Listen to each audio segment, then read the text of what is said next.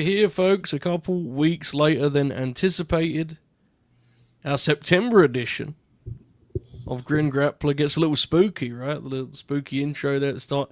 I have to say, the intro for this show, I think it's funny how ill-suited it is to the vibes of the show. Every time, I feel we've got further and further distant from it over time, so it makes it all the more fitting. Folks, I hope you're well on this beautiful Tuesday night. I'm sure NXT is on and rocking right now. I'm sure we're all geared up for tomorrow's Dynamite. But the real headline, Grin Grappler, Yoshihiro Tajiri, a favourite of many of ours, I believe. I say many of ours, meaning not just the folks on screen, but a Grinner favourite, I believe. I see him often talked about in our wonderful community. Excited for this episode. Feels like it's been a long time. And we have an expert panel, as always. Bobby, how are you this evening? I'm doing well. It's nice to be back. I know we had the Grin the other night. That was us four. That was very nice. But, it's different than Grin Grappler. We're here for more specific reason than to just do our usual stuff. We got a job to do tonight. We do? Oh. Yeah. All right. That was fun on Friday, wasn't it? It was a different vibe. It was a novelty, a collector's item, if you will. It was very, very fun. Lots of physical media talk, lots of Bound for Glory talk. Contrarian Alex, how are you this evening? I'm doing well. Look forward to this every month. And yeah, third time seeing your pretty face in the past week, Joe. And yes, it is spooky season. Repping Halloween 4, the best Halloween sequel. Go argue with the wall. There you go. Yeah, I love that intro, man. Say what you will about Max. I mean, I don't really have much to ever say about him, but kid's got a banger theme song. So he's got that going. But yeah, absolutely. Here this evening to talk about Tajiri. Man, I'm excited about this conversation. Who doesn't love Tajiri, you know? And a wild assortment of matches in terms of like style, delivery, all that good stuff. And at long last, Oracle and I can have our is Steve Corino overrated discussion. So I've been waiting for this because I've felt this kind of just heating up a little bit. So I think it will come later on. Very excited for the evening ahead. And folks, as I mentioned earlier, we're in a slight delay with this show, but we have a pretty good outline of what we've got left for the year, right? We're going to have kind of a little 3-week rotation here. We're hoping the October Grappler will be November 5th, and then by the November Grappler, we'll be back on track, and we'll be able to do our Holidays with Hack edition nice and early in December so we can enjoy our Christmas. So, much happening, much going on. We have much to discuss this evening. And I guess with that in mind, we will dive right into it, boys. Let's talk about our Tajiri fandom. I think we're all very positive on this particular subject. Last month with the Dudleys, it was a little bit more confused and a little more conflicted. I sense a much more sparkling evening ahead. Bobby, your Tajiri fandom. Talk to us. Yeah, he was there when I started watching in 2002. I believe he was actually the Cruiserweight champion when I started watching, probably, or right around there, if not.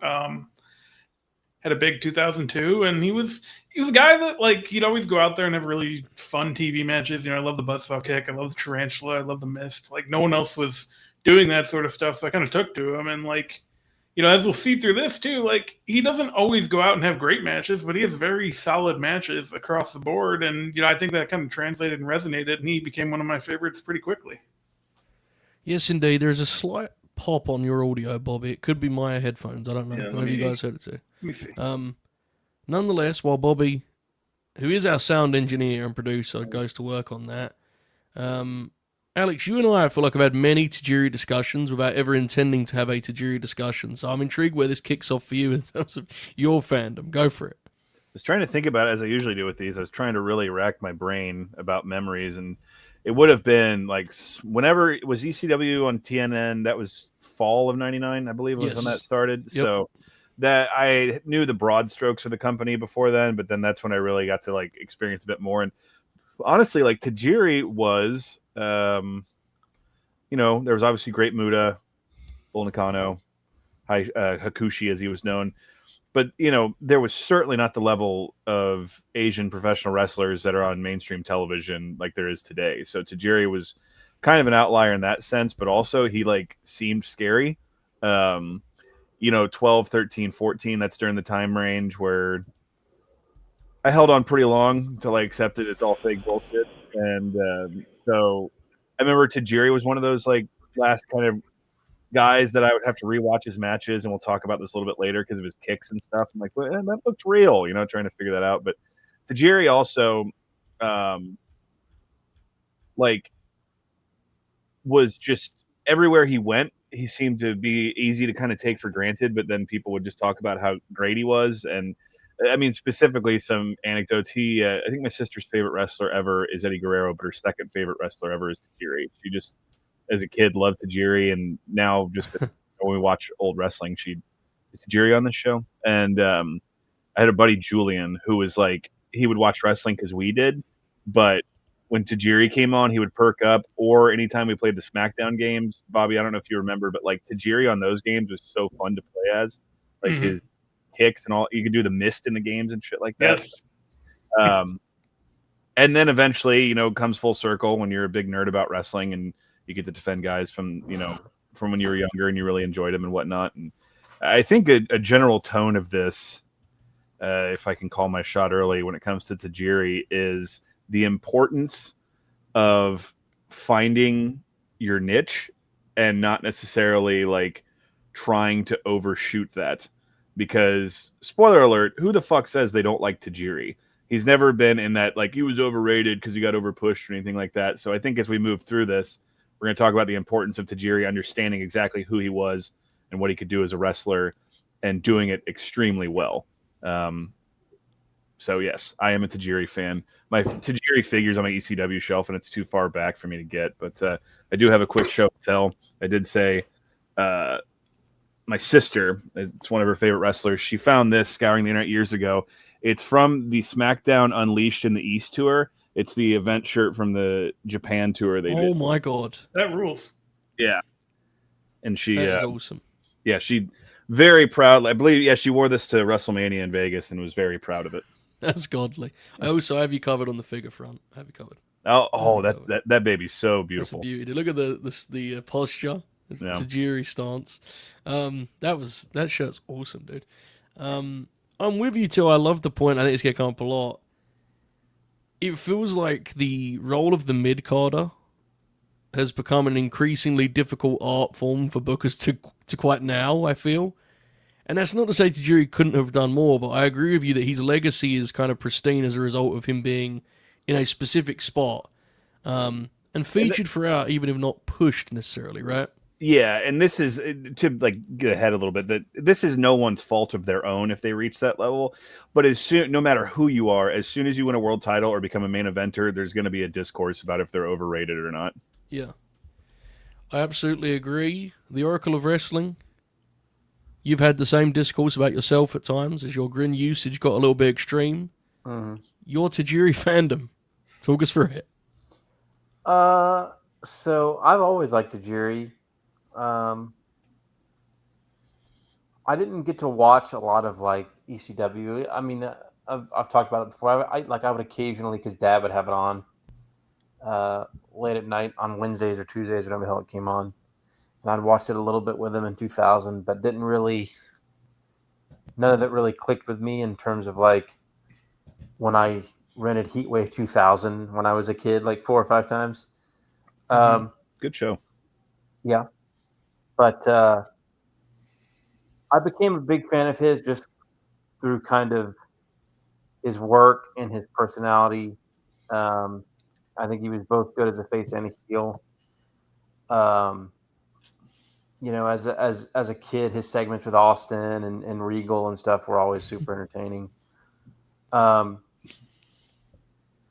I got older and did the wrestling geekdom stuff with a list and whatnot, and watched the old ECW stuff,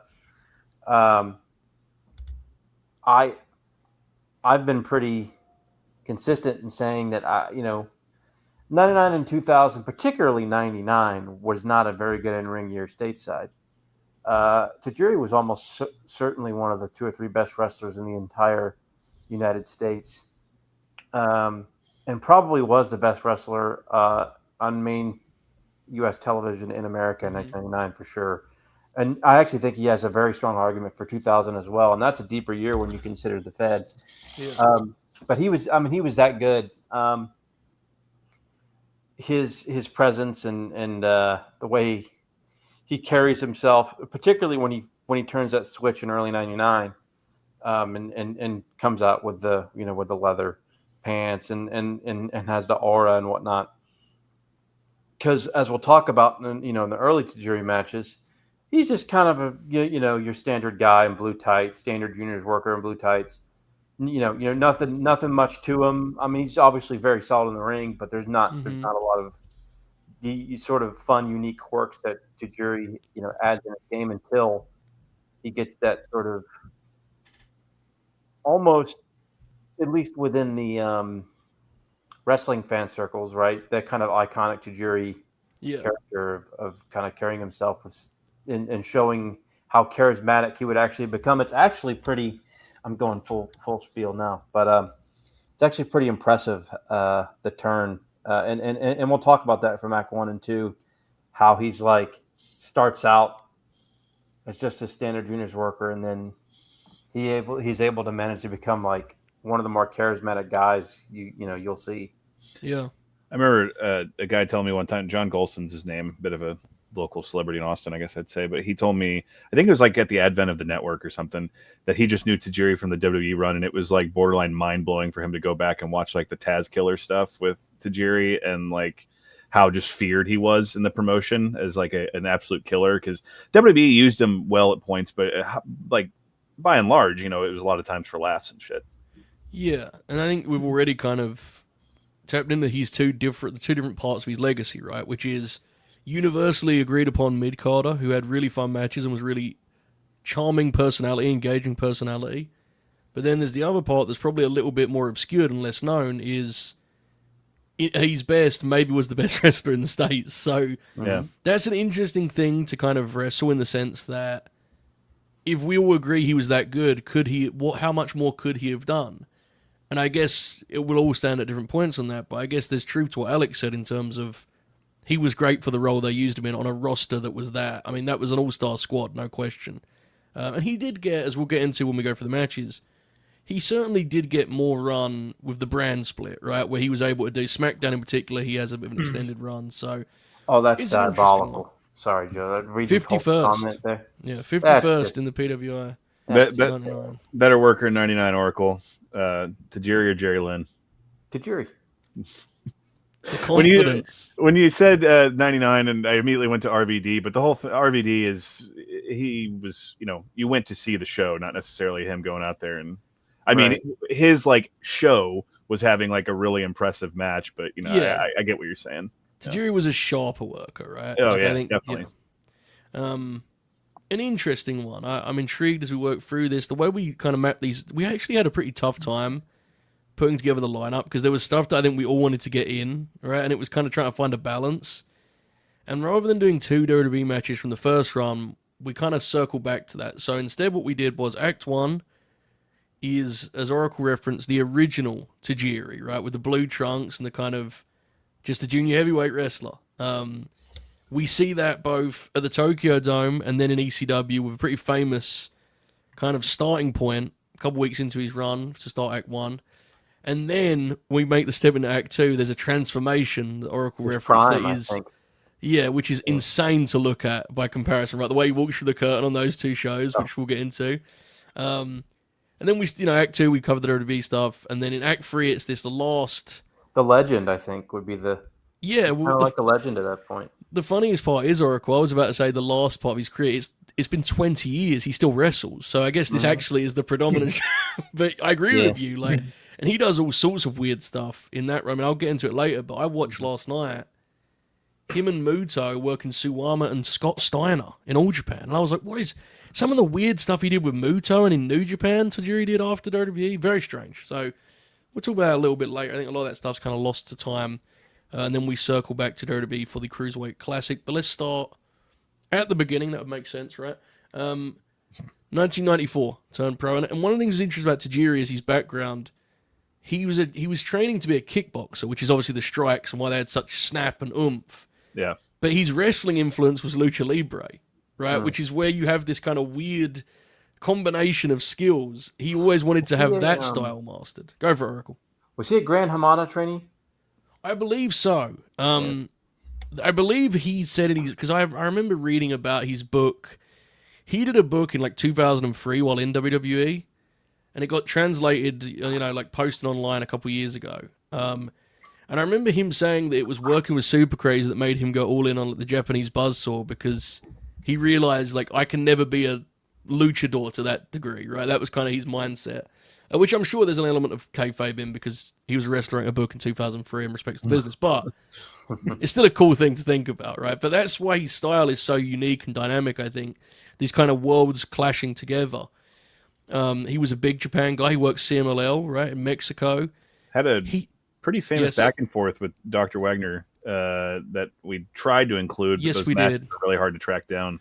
A lot of clips and such. And he also was saying that, I even myself said earlier, the first run, he does WWF stuff in those years, right? In 96, 97, as they're trying to get the light heavyweight division. Any memories of that stuff at all as like a fan, Alex? Or no? Is that something you'd look back on in hindsight and go, oh, yeah, that makes sense?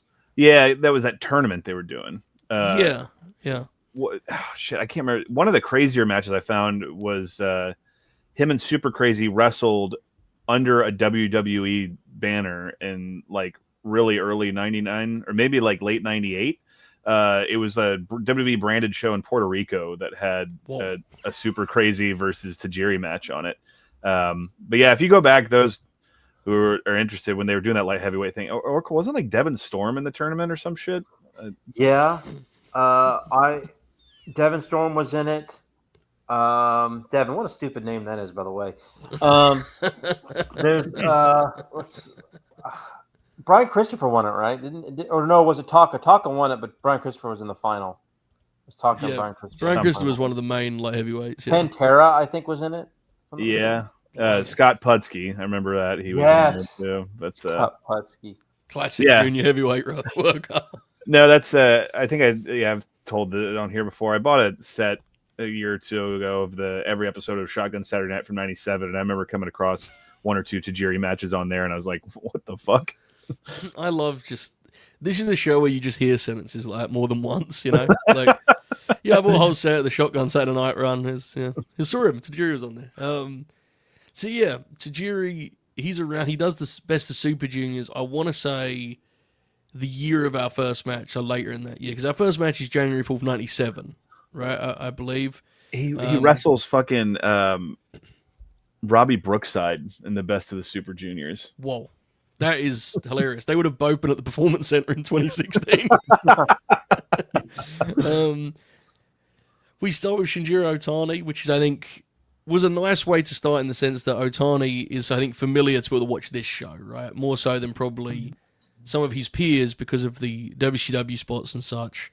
New Japan Wrestling World, Tokyo Dome, January 4th, 1997.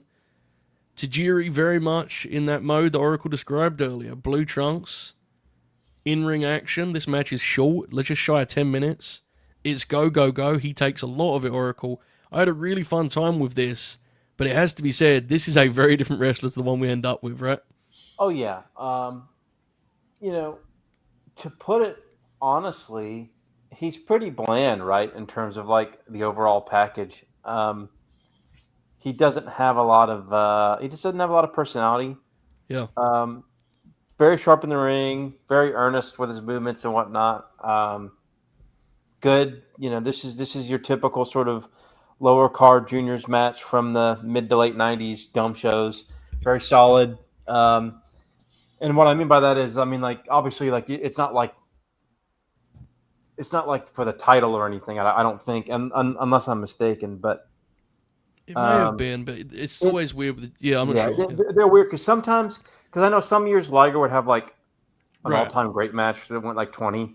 This is like very much years it would be like this, right? Yeah, very much an undercard match. Yeah, but this was just a very sort of solid, strong match, and I think the best it shows about Tajiri is that just how gifted he is in the ring and how well balanced he was as a worker in the ring early on. It shows that he had the fundamentals down already. Yes, it's just that personality would come later when he came to the States. And he kind of there's hints of it, right, where he does the handshake and Right, he backs away, and you definitely see more the lucha libre influence rather than Yes, the kickboxing yeah. side of things, right? Which is saying he emphasized more as the latter version of himself. Bobby, what did you make of this as an expert on Otani? Yeah, I thought it was a fun little match. It's not what we'll grow to see with Tajiri, like you said, but you see some things like the kicks are there already. It's pretty cool springboard moonsault out of there. There's that one exchange where they just kind of start slapping each other until they fall to the mat. I thought that was very cool. He got a lot in here too, and Otani won at the end, but I thought it was a nice little showcase, especially for what we're about to see. Yeah, he took quite a bit of it. His work is already pristine. I mean, insane bridge on the suplex, the dragon suplex. He takes like the first half of the match, and they almost do this thing where they almost like flirt with the idea that he's going to shock him and win quick, right? And the Tokyo Dome crowd kind of rumbles in response to that. Not a raucous atmosphere for this, to be clear. It's very much an undercard match, but an interesting way to start, I thought. Alex, what did you make of our opening contest? It should surprise no one on this panel nor listening that I fucking love this match. This is, 8 minutes long. If I understood what I read correctly, their part of the show was New Japan guys versus Big Japan guys, and this was one of the matches in that series. That would make sense, yeah. So if I can make a comparison to another one of our projects, Joe, this match, Tajiri comes out like Alex Schonauer here, where he just knows all he has is that he comes full force at Otani. And complete sidebar, but Shinjiro Otani has one of my favorite, like, bemused male Japanese wrestler faces. Like when he, because like Suzuki can sometimes get really like animated and exaggerated. And, like Inoki's like, that's the peak of just like angry Japanese male wrestler. But Otani, he's probably in his 20s here, and he looks like 47 with some of the reactions he's making in this match. So I love the idea that Tajiri comes out, just is emptying the tank immediately and taking it to Otani, and Otani's reaction's like, holy shit, until he gets one move in where he grounds him by chopping him out at the leg, and then just starts working on his leg, and he's like, this guy's not getting back up and doing this to me again. Yeah, this isn't, some all-time classic, but just the very simple story it tells, and how, again, the crowd, it's not, the stamping, it's not like some all Japan peak shit in the 90s as far as the crowd reaction, but by the end of it, they're like, all right, cool, this the guy won, so the guy we wanted to win won. Exactly right. By the end of this, we'll have told a much different tale of one Yoshihiro Tajiri, but a really, really fun place to start, and also kind of contextualizes, I know we talk about this all the time, but just the idea of, like, this is back when those dome shows really sold like 50,000 tickets and 60,000 tickets. Like, and just the idea of at the beginning of 97, think about how much the WWF is struggling and shit. And then, sometimes people lose sight of that. So when this video starts off with like a packed Tokyo Dome to see Tajiri on an undercard match, it kind of can help your brain reset to how different things used to be.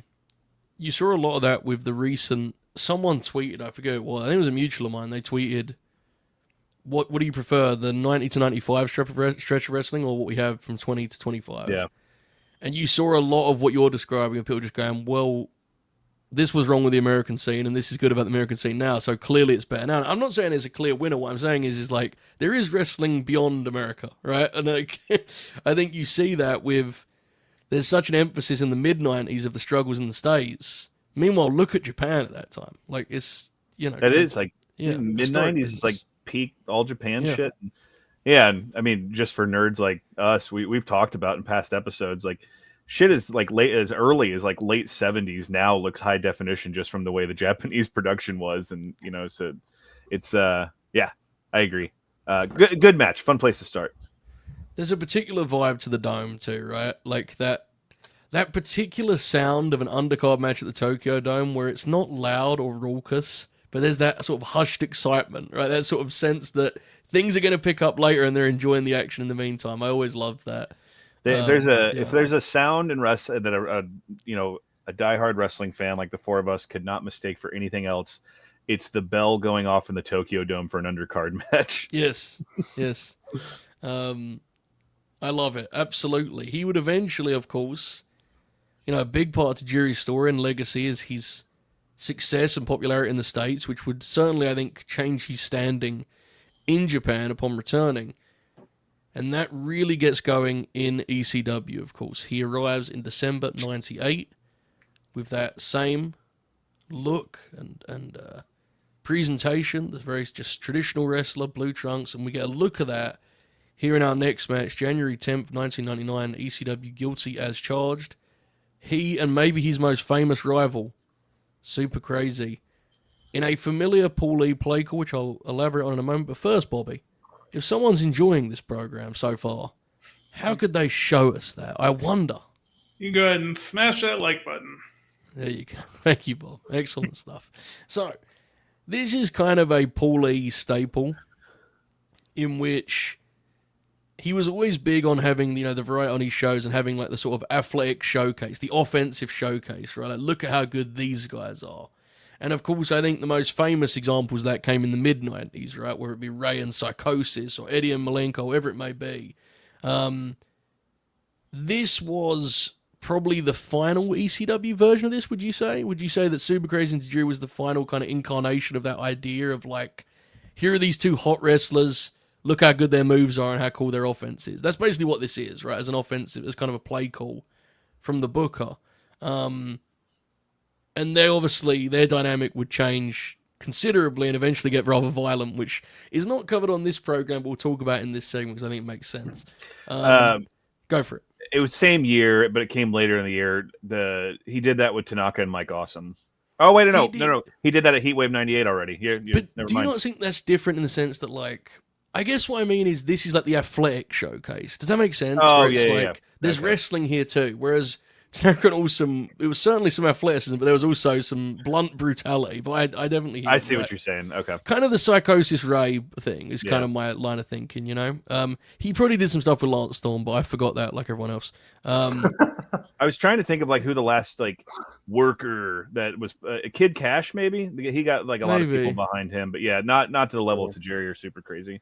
Yeah, because this is very much like that's the way this is positioned on the show, right? Like these two guys are going to blow your mind with how quick they are and how good they are, and they do that. It's hard to compare this to the stuff they would go on to do, to be completely honest. But I really enjoyed this nonetheless. I always like this match, and as much as I'm not a big Joey Styles guy, I do think he's good in these matches at like the way he frames them and contextualizes them. I don't need him to call every fucking move that's done, but he still does a good job of the way he presents the matches, I think. Bobby, did you like this Super Crazy Tajiri match here in 99? I did. I liked it quite a bit, actually. I think it's a really good pairing. I've seen the Mexican Death Match because I uploaded that to the WWE Vault a couple months ago, but I'd never seen anything like this. Yeah, this is good stuff. And you're starting to kind of see, again, the stuff that he'd go with. You get a tarantula, you get surfboard. And the thing that really sticks out about this one, they only get 10 minutes or whatever. They just keep the action going at all times. And that was probably the right call for what they had to do here. Because, especially, Tajiri's a newer guy and you're trying to make it work and get him established. And it worked perfectly. It does indeed. Alex, it's a reminder, I think sometimes things get put into boxes and you kind of this camp or that camp. There's nothing wrong with a 10-minute moves match, is there? There's nothing wrong with 10 minutes of the lads just doing their coolest stuff and trying to get over. That's the right way for these guys to get over, and the match does get over as a result of that. What did you make of this upon rewatch? Yeah, the moves thing becomes egregious when you mix in like the acting and then it goes like 40 minutes long. Then we got a problem. But yes, this is not, obviously we've already all said, not what it would become, but an interesting starting point. There's some stuff Super Crazy does in this match that I never saw him do again. I think he was still trying to like find his footing, so to speak, in America. Like, there's a part where he does like this like tornillo off the top rope and just completely eats shit. And I think he thought better of that in the future. But to get in the ring, by the way, he does the move that Logan Paul claims he invented, where he just like flips on the rope and backflips in. Great looking venue. Aesthetically, this has got to be one of the better ECW pay-per-views because the building's full, it's lit well, it's shot tremendously. This is the second time we talked about Guilty as Charged 99. The first, of course, being the 7 squashes of Sid when he comes out and murders John Cronus. And if I have my way, we will one day cover the main event from the show in some capacity. There's a wonderful just series of chain wrestling from Tajiri early. And, we get so numb to that now that it's so funny to, I always joke about the ECW crowd, wrestling. There is a part where Tajiri no-sells a DDT, though, and you can tell that Super Crazy, just like all of us, expects someone to sell a DDT because he's not ready for when Tajiri comes behind him. There's a sign in the crowd, in case you didn't know it was 1999. It says Flair fears Douglas. And, at that moment, I would have been inclined to agree, but then I saw what happened when Ric Flair went head-to-head with Shane Douglas on the mic. Do you feel shame reflecting on that now? Is there any shame at all, or do you just not even sell it? You don't even sell it? The fan, the President of the United States says it's okay, just pretend like you never said something. So it's good to go. We get some limb work, Joe. We get some limb work in this match.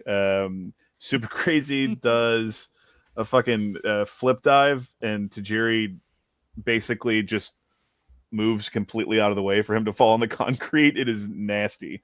There's the rolling surfboard, which always looks fantastic, and the dragon suplex being a finish I always pop for. So a fun, starting place for these two. And as far as like their televised matches, if this is the starting, like the jumping off point, you can say they only got better, but this isn't bad by any stretch. So these guys, I think, are a classic example of, in wrestling, sometimes you just click with somebody. I mean, I say that like it's not a really famous example of it, but it really is. Like, I think, that can sometimes be overstated when guys have chemistry together. And these guys wrestled every night on those house shows and shit, and no one's ever said like anything about a bad match. Yeah, and it was definitely, it was a real thing, the chemistry, but it feels like this was a designed thing in the sense that I think Paulie wanted them to be like a pairing, right? And to be like a go-to play. This matchup, I thought Oracle did a better job of. I really like the Otani match. I actually may have preferred as a match, the Otani match. But this one I thought kind of allowed Tajiri to showcase how quick he was, more so, right? Matchup-wise, stylistically. This is quite the offensive display, a fireworks display of your Oracle. What did you make of it? Oh yeah, this is a lot of fun. This is kind of like one of the final iterations of the young Tajiri before he blossoms into into the one we know and love. But this is just fast paced, back and forth, big spots. Perfect setting with the ECW crowd, of course. Tajiri is showing a little bit more here, a little bit more offensively, a little bit more with his pacing. And eventually he's able to meld that with psychology and character work. Mm-hmm. But yeah, this is a very fun match. I think I like this a little bit more too, even though it might not be technically as sound or whatever. But I thought this was more enjoyable and did a little bit better of a job of showing, kind of giving us more of an idea of how, athletic and dynamic. Dynamic. There you go. Yeah. I like this point from Matt. He brings up the fact that these crowds in this arena setting, this smaller room, it really allows matches like this to pop. And that's not to say you can't do a big bombastic moves match in a stadium, but I do think there's something to be said for how close to the action these fans are. And obviously they're, crazy fans too. Yeah. There are some hellacious ECW chants in the midst of this affair. But I think that's part of it, Alex, right? Like how kind of sharp all the work is really pops in a setting like this, I think. Yeah. Chris Hero was at the show as a teenager who had just recently started training. You can see him during the main event, but I remember talking to him a few years at WrestleCon a few years ago. I don't remember how we got on the subject, but he was like, "Oh yeah, I was at that show." Anyway, we talk about every time we do ECW. Not saying it's right or better, but their fan base. I'm sure you guys notice.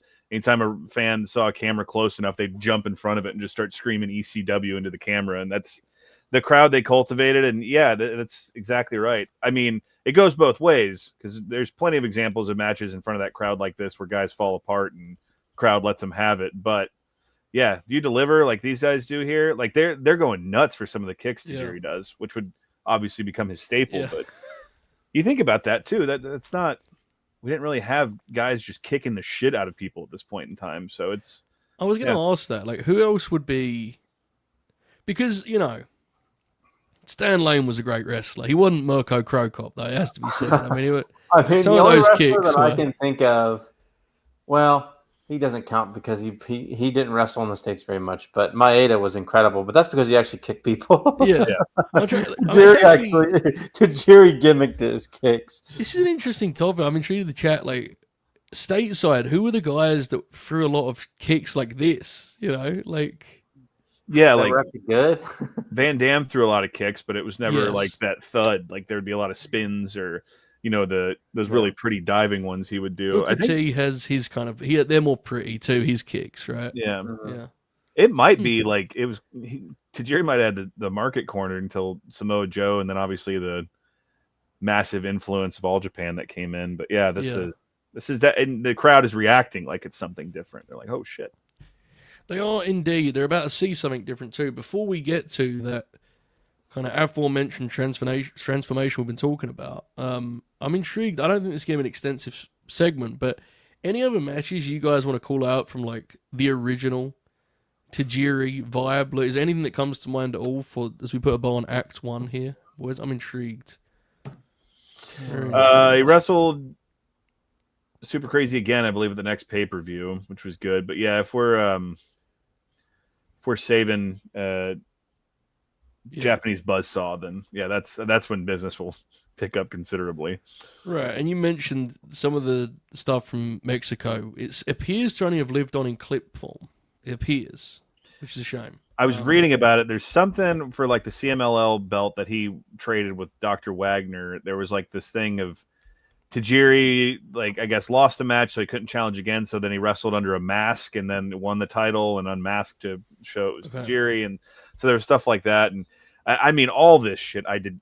I knew he spent extensive time in Mexico, but like when we were getting ready for this, all the stuff I was reading about, dude, I'm sure you're the same, Joe. Like this dude's match catalog is ridiculous. The names he's been in the ring with. Yes, the opponents, right? It's pretty nuts. This is jumping ahead, but I didn't have a chance to watch it today, but I will at some point this week. He did. You remember the Inoki promotion, the IGF? Didn't he wrestle Booker? T. Yes, Booker T. And it's like where did that come uncomfortably late too, right? It's like 07 or something. 07, yes. It's like TNA Booker. Can you imagine? That's why I want to watch it. The effort must have been something. Yeah, I think this is a good one to call out just for historical significance. The Tucker match from Raw, which I think is short, but still cool, right? Still cool it happened. I think there is a rematch of Otani in May or June of 97 from the Best Super Juniors that's got some buzz too, some acclaim. Yeah, May 20th. May 20th. May 20th. Thank you, Oracle. So yeah, there's a few things, but really I think this next act is where things are about to, change significantly and take shape.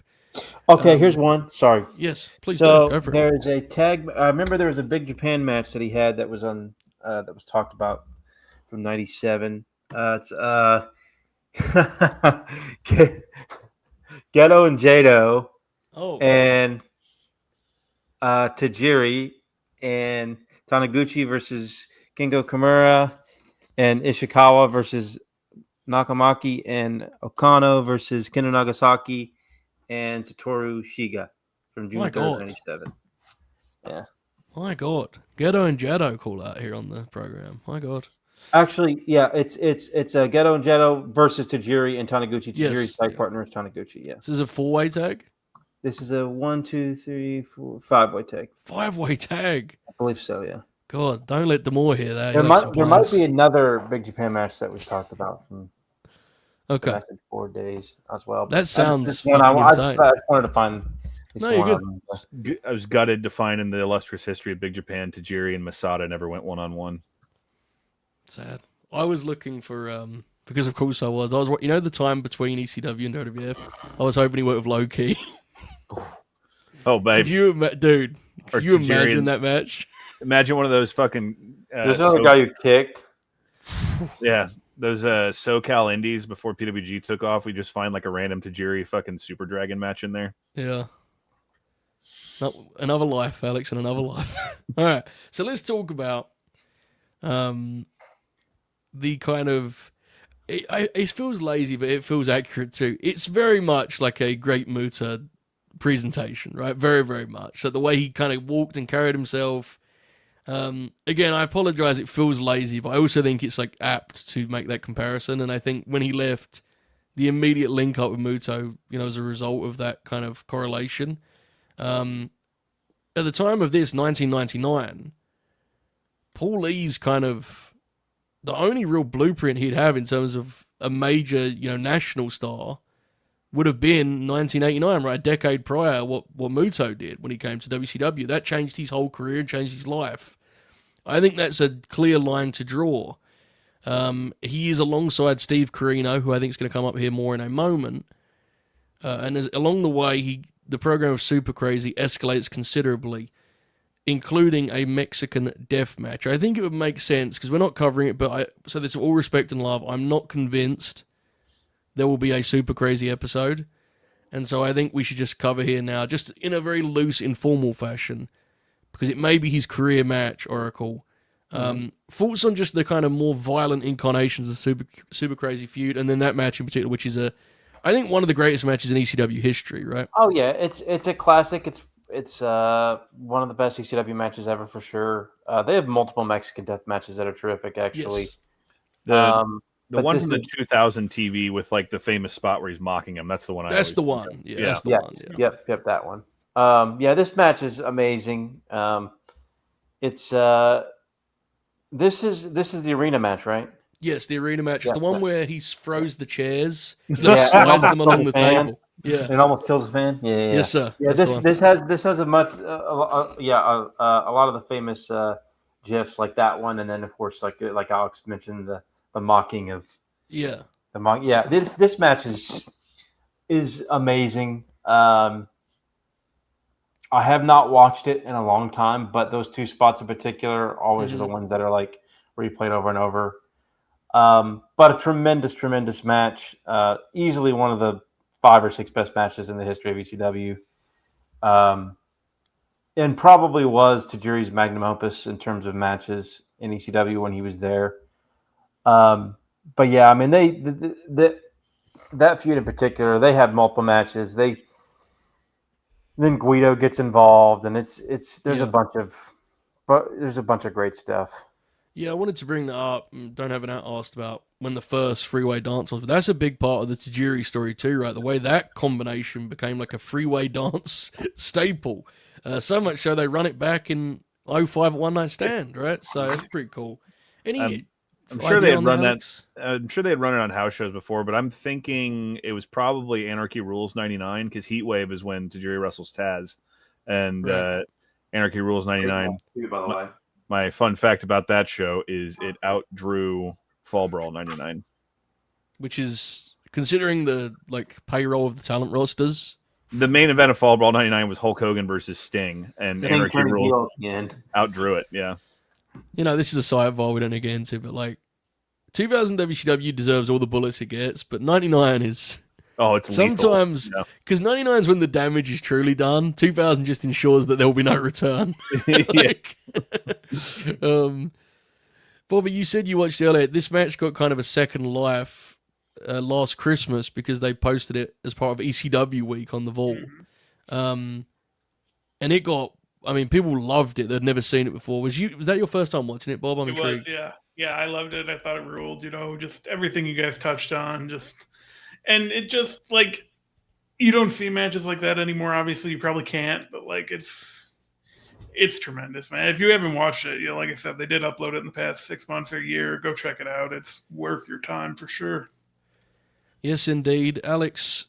The kind of the difference between this match we just watched and the more famous version we're talking about now, and other kind of entries that were more of that ilk with the violence, I think tells the Tajiri story rather well. Any other just kind of thoughts on the Super Crazy pairing, the Guido involvement, any of that? Because I just thought it would make sense to kind of highlight that here as we tell his story. There's still, if there's a show that gets those two guys booked on it, people are going to expect them to wrestle each other because of what they did in ECW. The Mexican Death Match is fantastic. The part where he hits the fan with the chair, like a few of the fans are getting really angry, and Tajiri just walks over and bows to him. It's actually really funny. But that dynamic stretch into the triple threat series with Guido. They at November 99, they brought Jerry Lynn into that fold and a kind of forgotten triple threat match.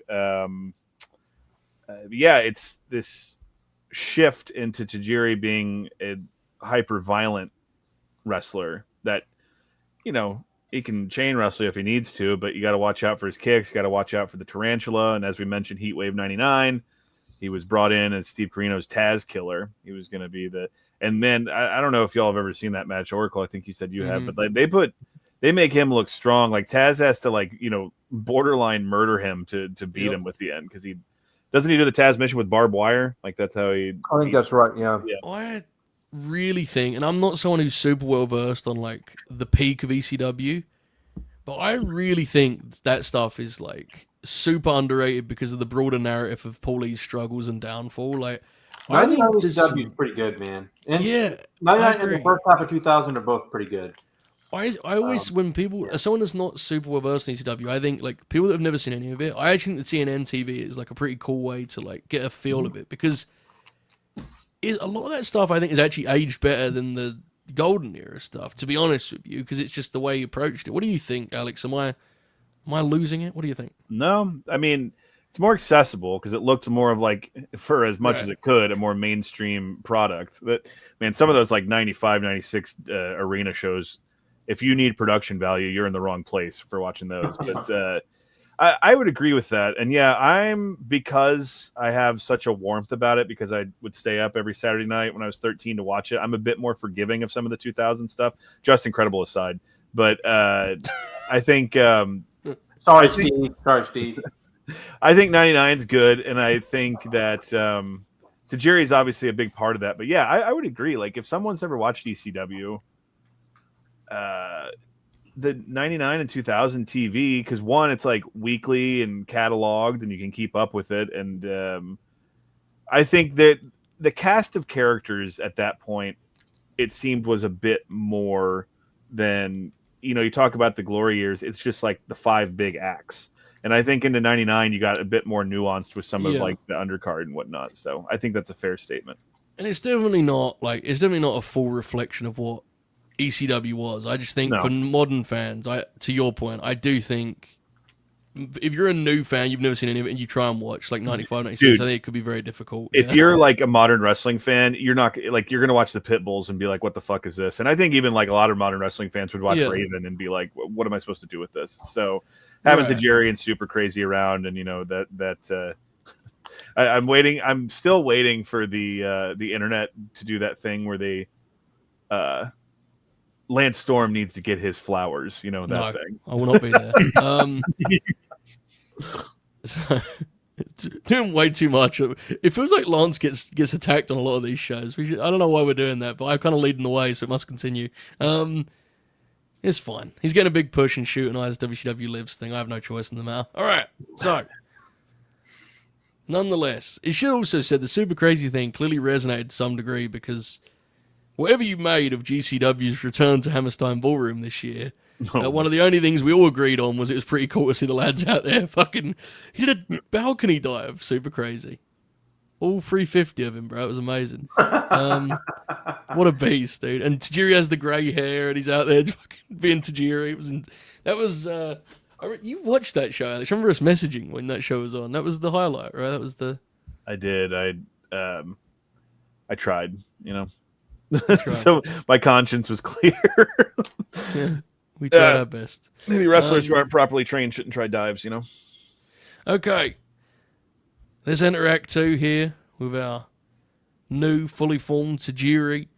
May 14th, 2000, ECW Hardcore Heaven. A very famous match. A match that, in recent years, has gone under a sort of reappraisal of sorts. Mm-hmm. And there is a contingent that believes it to be an all-time great pro wrestling match. I'm very intrigued how this unfolds. Steve Corino, Tajiri. This is a very unique piece of business in that this is structured in a way that in any other context, Steve Corino's sort of his, bursts of offense would almost be framed as hope spots or hints at a comeback. But because of the pre-match promo and the setup with the whole network deal where they turn Tajiri babyface, it's instead like one of the more kind of violent, overt dishes of justice in wrestling history, I think, right? This is sort of a slaughtering at the hands of Tajiri. It's one that has got a great deal of praise in recent years. I'm very intrigued. I'm going to go straight to Contrarian Alex on this guy. I know this is going to go in all sorts of directions. What do you make of the match? And then we can do the Corino talk, or we can leave with the Corino talk and then talk about the match. Which would you prefer? Well, we'll save Steve for afterwards. All right, Steve. Wait for it, Steve. Yeah. But I mean, this match tells the story of kind of one of the things Steve Corino is known for. Steve Corino was the bridge of bleeders in American wrestling from like the Flair era into like the CZW deathmatch era. Like, because he's fucking Tommy Rich at the Omni in this match, man. Just like, maybe not as subtle, because when he takes that brainbuster on the ramp, he immediately starts Randy the Ram fumbling with his wrist tape and shit. But like, anyway, this match is awesome. And it's, Joe, what you said. Everyone likes the match where, Goldberg Raven, great example, where the bad guys run away long enough and now the good guy's going to beat his ass, right? But boys, I mean, we've got decades of wrestling knowledge between the four of us. I can't think of a time that's been executed as violently as this. The idea of just like, it's like an execution. Yeah. And of course it's made all even better because the ECW crowd's just fucking, yeah. But there's that part, and I posted it on today in preview of this, where Tajiri is just beating the shit out of Steve Corino, and like his blood is all over Tajiri's hands and it's like on his chest, and he just won't stop unloading on him. And I think this is awesome. I think it's I just love that idea. And it's even like, for the time, it's very un-ECW like. The violence is there, don't get me wrong. Yeah. But there's none. Like, the opening match of this show is Balls Mahoney and Masato Tanaka just kicking out of everything that they throw at each other. And so it's like, this hyper fighting spirit match. And this is just a dude getting fucking killed. And, oh, dude, it's so metal. When he takes that basement drop kick, and the blood splashes onto the camera lens. I actually have a few notes on this, but Tajiri's a completely different guy here. There's some pretty sweet stuff in this of someone steal this and do it on television. When they start the match for the very little back and forth wrestling they do, Tajiri does that thing, where his arm's hooked and he elbows Corino in the gut, and then he puts his leg on the back of his head. So you think they're going to do that thing where Corino's like lifts up and Tajiri backflips, like lands on his feet. And while Corino lifts him up, he just catches him and power bombs him down. That I haven't seen that many times. So call out for that. The tarantula counter is awesome. Very violent. I do need to call out, as much shit as we all give the Young Bucks, the super kick phase had already started in wrestling. Because I remember watching this, like Balls was doing it. Corino was doing it. Lance Storm was doing it. Yep. Just Incredible was doing it. Like, a ton of dudes were already using the super Sean kick. was out of the game, bro. They said, give me some of that. Good news was he had forgotten where he was at all times during 2000, so he wasn't too mad about it. Corino does hit a couple cool suplexes. I do love the mist in this on Jack Victory. But just to the original point of this, one, Tajiri is a completely new guy, and the Muda thing is apt because obviously, you think about Gary Hart era Muda in WCW. He was like this killer that was brought in, he's a mercenary. And that kind of seems like that was the original idea with Tajiri. But now, after he split from the network, he's off the leash. And this match illustrates like how fucking dangerous this guy can be with no one in control of him. And the finish of it is just... he beats the shit out of him, pins him, and wins, and then basically just like, get the fuck out of my ring. It's tremendous stuff. It is. I love this match. I think it's awesome. We'll circle back to kind of broader topics, but first, Bobby, what did you make of this match? You ever seen this before? And I had not.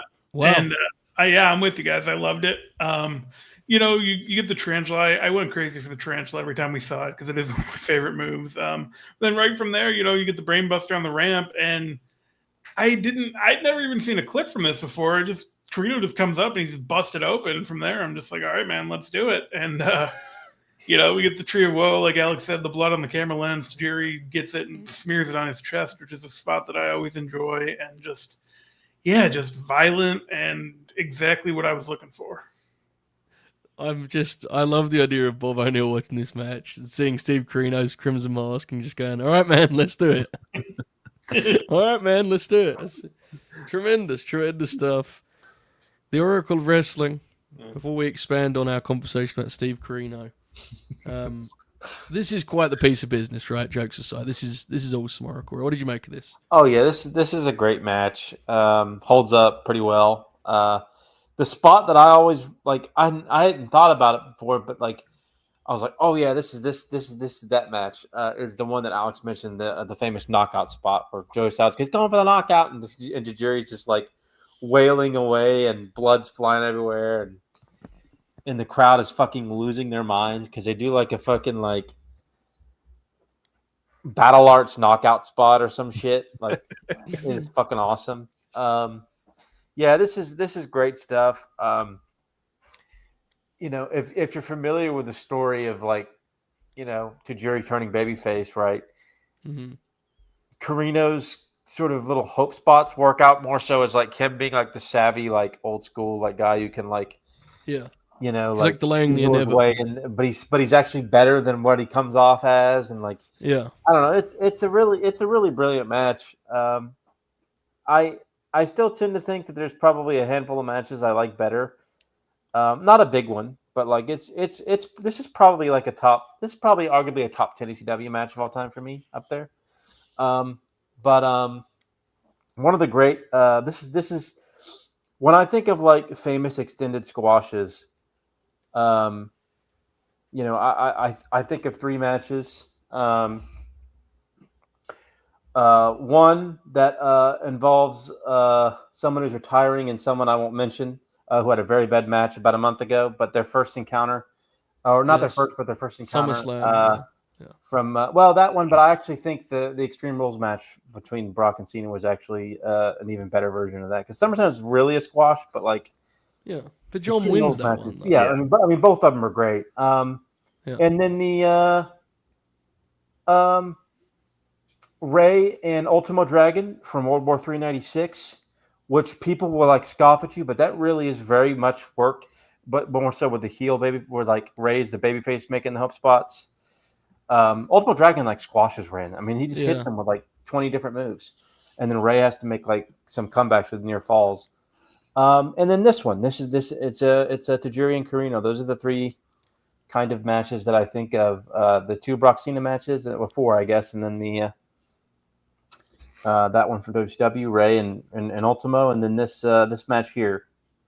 So go for it. Sorry. No, yeah. So you wanted to talk about Steve Corino? Is that right? I do. Before we do that, what's the Vader Sting match where Vader squashes him for the belt? Great American Bash. Okay. Awesome match. Yeah. That's a great shot, Alex. That match is amazing. And then the rematch at Starcade where he fucking rope-a-dopes him and has his hands up against the... Oh, my God. We watched that one for this, right, Grin Grappler? I think so, yeah. Sting episode, that's right? Starcade, yeah. So, before we even get into Steve Corino, I was intrigued, Alex. Do you remember this match having, like... Do you remember any buzz about this match? Because Dave gave this 3.25, which popped me.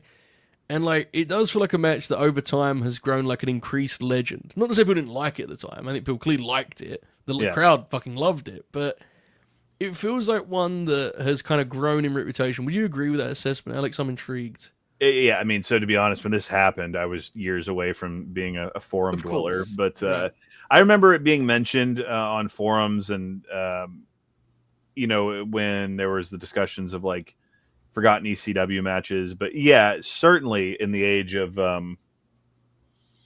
modern wrestling, like wrestling Twitter and whatnot. And also because I think, I know what happened as far as what dominated the replay, like the magazine and like the TV replays, was the next pay-per-view after this ECW had that Jerry Lynn, Steve Corino match where Jerry Lynn writes die and Steve Corino's blood. And so that is remembered, like that contemporaneously like dominated all of like the highlight reels and shit versus this match. But that match is all right. It's nothing on this, but just compared to like right now, what I'm trying to say is like Steve Corino bled every match back in those days, and without any context, a young wrestling fan seeing a match like this or some of the happenings in it, I could certainly see how it's like mind blowing if you're just used to kind of what the trade of the day is, you know. Okay, so Steve Corino is a wrestler that I like a lot. The Oracle of Wrestling likes a lot. And I think before we go any further, Contrarian Alex likes. Yeah. Do you agree with that assessment? Yeah. Steve's cool. That was a very hesitant agreement. I have sensed, and I'll just set the table here before we go any further. I have sensed that as Steve Corino has become increasingly appreciated by a section of the audience, and a differing section of the audience has said, well, hold on. And Alex and I have discussed this. I think we actually talked about this in Vegas while some fellas wrestled on NXT Stand and Deliver, I think. We discussed this. As part of the well, hold on camp, Alex, what would be your opening statement in this battle before we... Because I don't think it's going to get too aggressive. I just, I want to see where we stand on this, Alex. Go for it. No, it's... he's an important figure, man. He was like the indie guy after ECW and before Ring of Honor started, which again, that's not even, or just at like a year before that happens. But like Steve Corino was, the guy from ECW that didn't go anywhere and was kind of like an indie headliner. And then he had that long run where he was like the 0-1 guy. And like he was just like pardon the pun or bad phrasing, but he was just kind of an old school wrestler.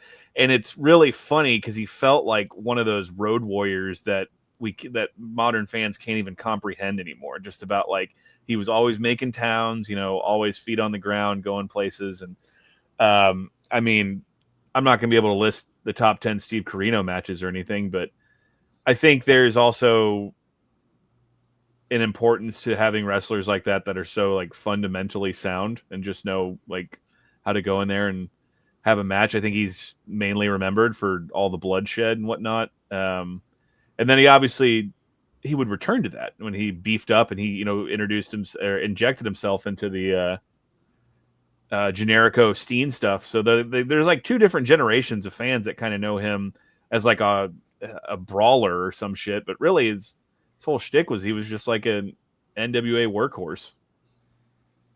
Co-sign across the board. Oracle, I think you'd co-sign with that assessment, right? However, Alex, do you think that may have become overstated in the years since Steve was an active wrestler? Would you say that's fair to say? I once had a gentleman who's since retired from Twitter, so I'm not going to call him out by name. But he told me with a straight face. He told me with a straight face that Steve Corino was one of his top 5 wrestlers of all time, and I said, "Well, hold on." I think here we go. Here we go. Let's get to the meat of the matter. Here we go. I think absolutely some of it got overstated, and it's kind of easy for it to also. Because like everything I just said, I couldn't tell you one match he had from that time period. I just know he was everywhere. And I think there's a certain a fan like me, or maybe a little bit older than me, just from the previous era, is inclined to just there's a lot more value to that than there should be sometimes. So I think there's nothing wrong with saying that Steve Corino is a very good hand, but sometimes his legacy talk gets like out of control, man.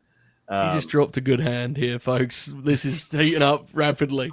The wonderful stash pages over on Twitter. He said the other day, I don't remember how it came up, but he said of Steve Corino, he said there's a handful of white dudes from that original like 2000s indie run that never did a single thing for me. This Bleach dude was one of them. So in fairness, Oracle, I'm not exaggerating. I don't think you'd have Corino as a greatest wrestler ever fucking candidate, right? Am I wrong? So here's what I'll say about Steve Corino, okay? Oh, please do. I love this. Steve Corino, sold me a car. You can only do as well as you can in the era that you are a part of. Excellent argument. Yeah. Steve Corino was about 12 years too young. I think, and even that, I think he probably would have been maybe like a better version of Eric Embry in the 80s, right? Sleazy kind of old school guy who could be Momentarily there, I confused Embry with Brian Adidas, and I was like, Jesus, Oracle, why you got to be such a dick? But I still think he was probably 12 years too young. Maybe he could have really stepped out and been even something better in the 80s in the territories. When you debut in the mid-90s, and your peaks 99 to 05 or whatever, and it's not in the Fed or where, it's hard to I don't know. There was he was a guy who was in the wrong era. Kind of on both sides of that too, right? I think it's true. Yes, and I think that's probably true too. Because if he's 12 years, sure. Like he comes in AEW or in the indie or in the mid 20s, Black and Gold, whatever you want to call it. Dude, he's also like 6'3", like 230 or something. So sure. like, again, I mean, I mean, I honestly think he really could have potentially had something. And again, he could have just been like, because I think Eric Embry's a great comparison to him. I think he could have been just another like awesome, like guy who was really good for 4 or 5 years in the 80s, like Embry was. Mm-hmm. But I think he was just, if you put him in a time machine, he might have been a lot better in the 80s, and he might have and might have been a lot better now. I like the Punk comparison. I've always liked the Punk comparison. They're not the same, but I do think there is you can do something. Like they both have a similar understanding of what they both have it feels like they both have a similar idea of what wrestling is. Yeah, I'll say that. Yeah. It's also, I don't know if this still resonates with anybody, but I remember for a while, even though Rhino was the last ECW champion, everyone associates Steve Corino as being the last top guy of ECW. Like, and I think that that kind of cloud might have followed him. At least I remember that in the early 2000s kind of being a thing of the that was kind of an overcast on him. But and I think there's some. I think the more celebrated Ring of Honor stuff or the more known Ring of Honor stuff is less the issue of people that are detractors. I think it's more the stuff he did as like a pretend NWA champion. I say that with love and respect, but like, the touring champion shtick where he would have very long matches, and I don't know how many of those were great. I don't know. I honestly don't know. I know there's the infamous Al Snow Corino, Corino, at the time when he came in ECW in 99, like, it was the only place he could go on the national stage. I mean, he wouldn't have fit in WCW, not really, not that point. He wouldn't have. Yeah, I definitely agree with you. He would not have fit in the Fed. He never would have had like as high profile as he got in ECW. It's just like that. I think there's a lot. It's like my joke about Matt Taven and Ring of Honor. I think there were some people that felt that way about Steve Corino in 2001, 2002. Taven reference. I don't know. Al Snow was one of the great indie darlings of the 90s. Al Snow was. People do not realize that. They're not ready to have that discussion. I've never seen the match. Have you guys seen it? The Corino, the infamous one they had in England. I've never seen it. No, they just did apparently they just did other people's finishes. It's like 30 minutes long. John Cena and AJ Styles. Exactly. Yes, that's why it came back up this past weekend. Yeah, Oracle. I mean, your brother would probably be able to speak on this, but like that Al Snow Benoit match was like one of the original like tape trading darlings of like ECW. Like people wanted to see that, and now it's obviously hilarious because I think Al Snow's even more reviled than the guy he wrestled that night. But, so Joe was I saw that coming. I saw that coming from a mile away. Before you had the punchline, he was already shaking his head. So the conclusion is we like Steve Corino, but Alex likes him a little bit less. I like Steve Corino, but I think exactly right. I think there's parts of his legacy that are like kind of as overstated as some of him being understated. He's like this weird only Yeah. in like wrestling fandom can like there be like a figure. An like that. overcorrection, perhaps, Yes, is the both yes. ways. Yes. Okay, that works. He does have real quick. There's like a shoot interview he did with Terry Funk years ago, and he told the story about Paulie got him like a tryout, like a dark match when they were in Philadelphia, and he got there, and it was like a twofer, like he was gonna have a dark match on Raw and then on SmackDown, and they just told him like, don't react to the crowd, they're gonna cheer for you. Basically, classic WWE like mindfuck shit.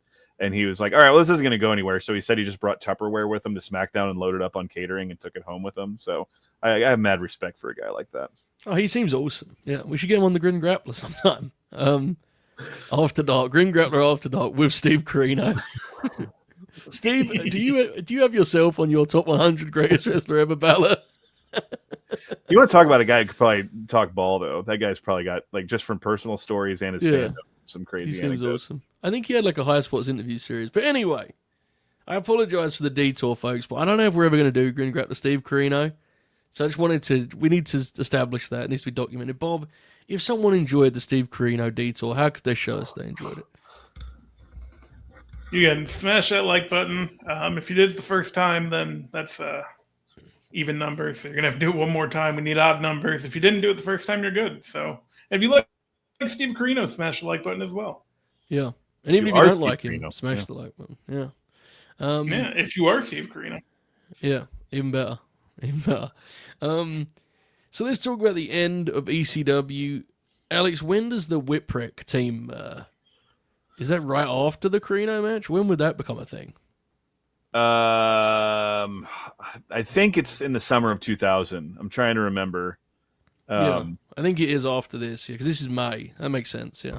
Yeah, but they are like, they become one of the hottest acts in the end of that company. It's always, I mean, it's said in the documentary, they say as much, but ECW was doing like record business when they went under, and one of the big acts that people came to see was Tajiri and Whipwreck. Yeah, and that was something they would go back to beyond ECW, right? And they did some stuff later on in Japan even, which is hilarious. And teamed with Kana. A cool team. While we're doing detours, it feels to me like Mikey Whipwreck's sort of stature within ECW is probably a little bit understated, to be honest with you, in the kind of in-house storytelling of ECW. Would that be a fair assessment, do you think? Because I think he was more important than history probably lets on. Alex, you're nodding with confidence, I must say. Yeah, exactly. I mean, he wasn't a Spike Dudley. Like, I think a lot of people would just, if I said he was the fiery underdog, Darby would probably be who a lot of people think of now. But like Spike Dudley was more Darby Allin. Like he was just like a crash test dummy. Whereas Mikey was like the whole thing was he worked on the ring crew, and then he got brought in the ring to get the shit beat out of him. And he would end up like through these wild series of circumstances, end up like, on a roll up beating Steve Austin or the Sandman or something. And then he, had his tag team with Cactus Jack where, they feuded with the Public Enemy and shit. And he was just those fans would cling so dearly to like a homegrown guy, and Mikey, like everybody, he had some insane WCW deal when he left. I think he was getting like $400,000 a year or something ridiculous like that. That is unbelievable. I could be wrong, but I know it was at or over $250,000. That would be like Santos Escobar getting a raise after wrestling in a t-shirt all year. Could you imagine that? By the way, Brother Runt comes up in the chat. I wanted to upset Alex with this. I'm sure you didn't watch Bound for Glory. I was washing my hair. When he came out, I like Tom Phillips, but Tom Phillips said, Brother Runt in TNA, or as he knew, who's known in WWE, Spike Dudley. It hurts. Buster immediately yelled, "Oh, what the fuck?" Anyway. But yeah, Mikey came back to ECW with a new look, and like this, he was bigger, and it was. He had a team with Tajiri that now that's a lot of what people know him for is his tandem with Tajiri. But yes, I think so. An ECW original through and through.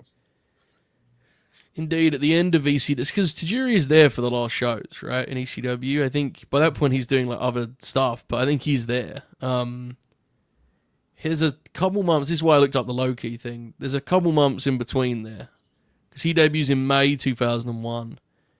And he goes into the thing with Regal, who becomes kind of like a central figure in his run, right? Weirdly enough. Like, they wrestle a lot. They're a team.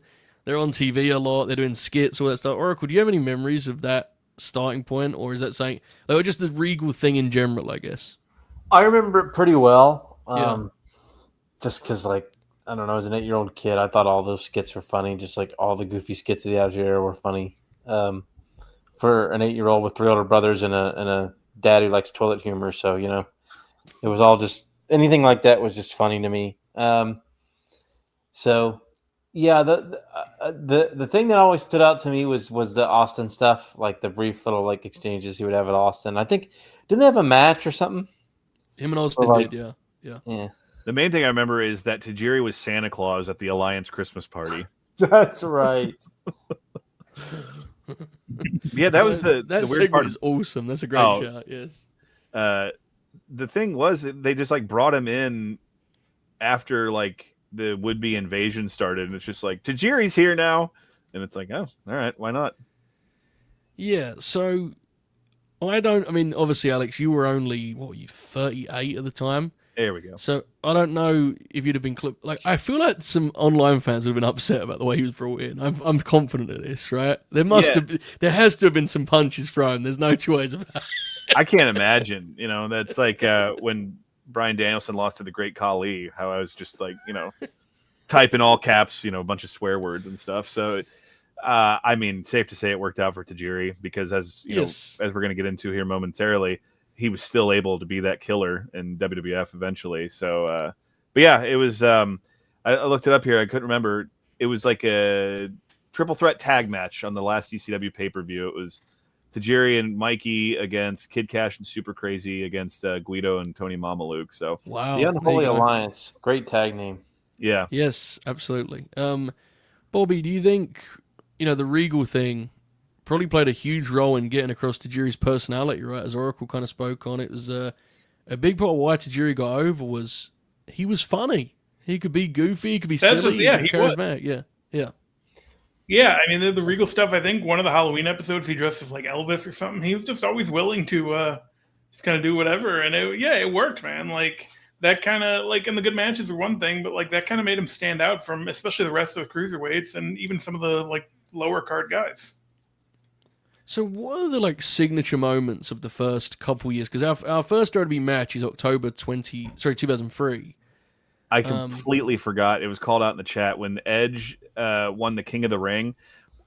He was there with Regal because they were giving him his trophy, and then Tajiri just snuck in the background and did the 5-second pose with Edge and Christian while they had the trophy with him. And he was dressed like, I remember his outfit was like a polo tucked into khaki, like that's what he wore.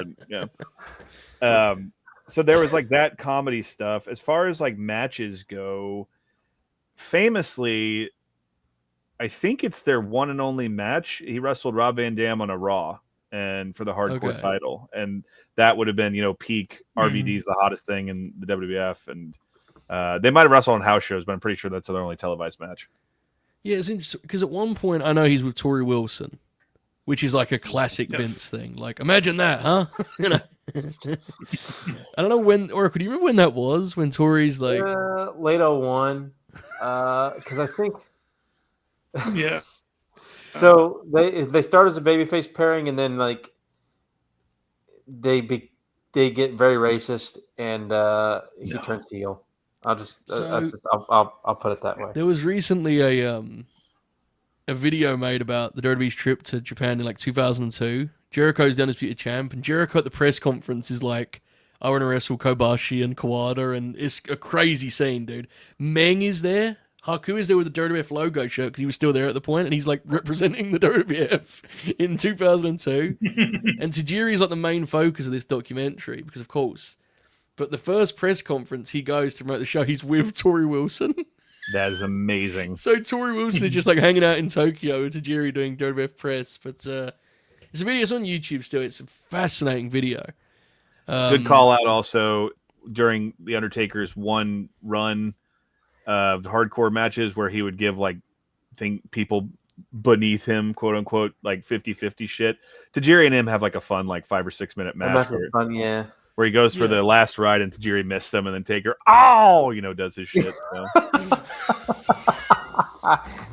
This is a good shout too. We'll do match recs, but what I was trying to figure out was like, it feels like he so seamlessly got over, but it wasn't through classic matches. It was his work was good and he was likable, basically, right? Right. Like before the Rey match, I mean, because we'll talk about some of the stuff after that. But yeah. I haven't watched it probably since I saw the pay-per-view live, but people online swear by the Kidman match from Backlash 2002. The match was really good. Yeah, but yeah, to your point, Joe, I think Tajiri was funny and entertaining. His offense looked real and people could go, ooh, odd his kicks.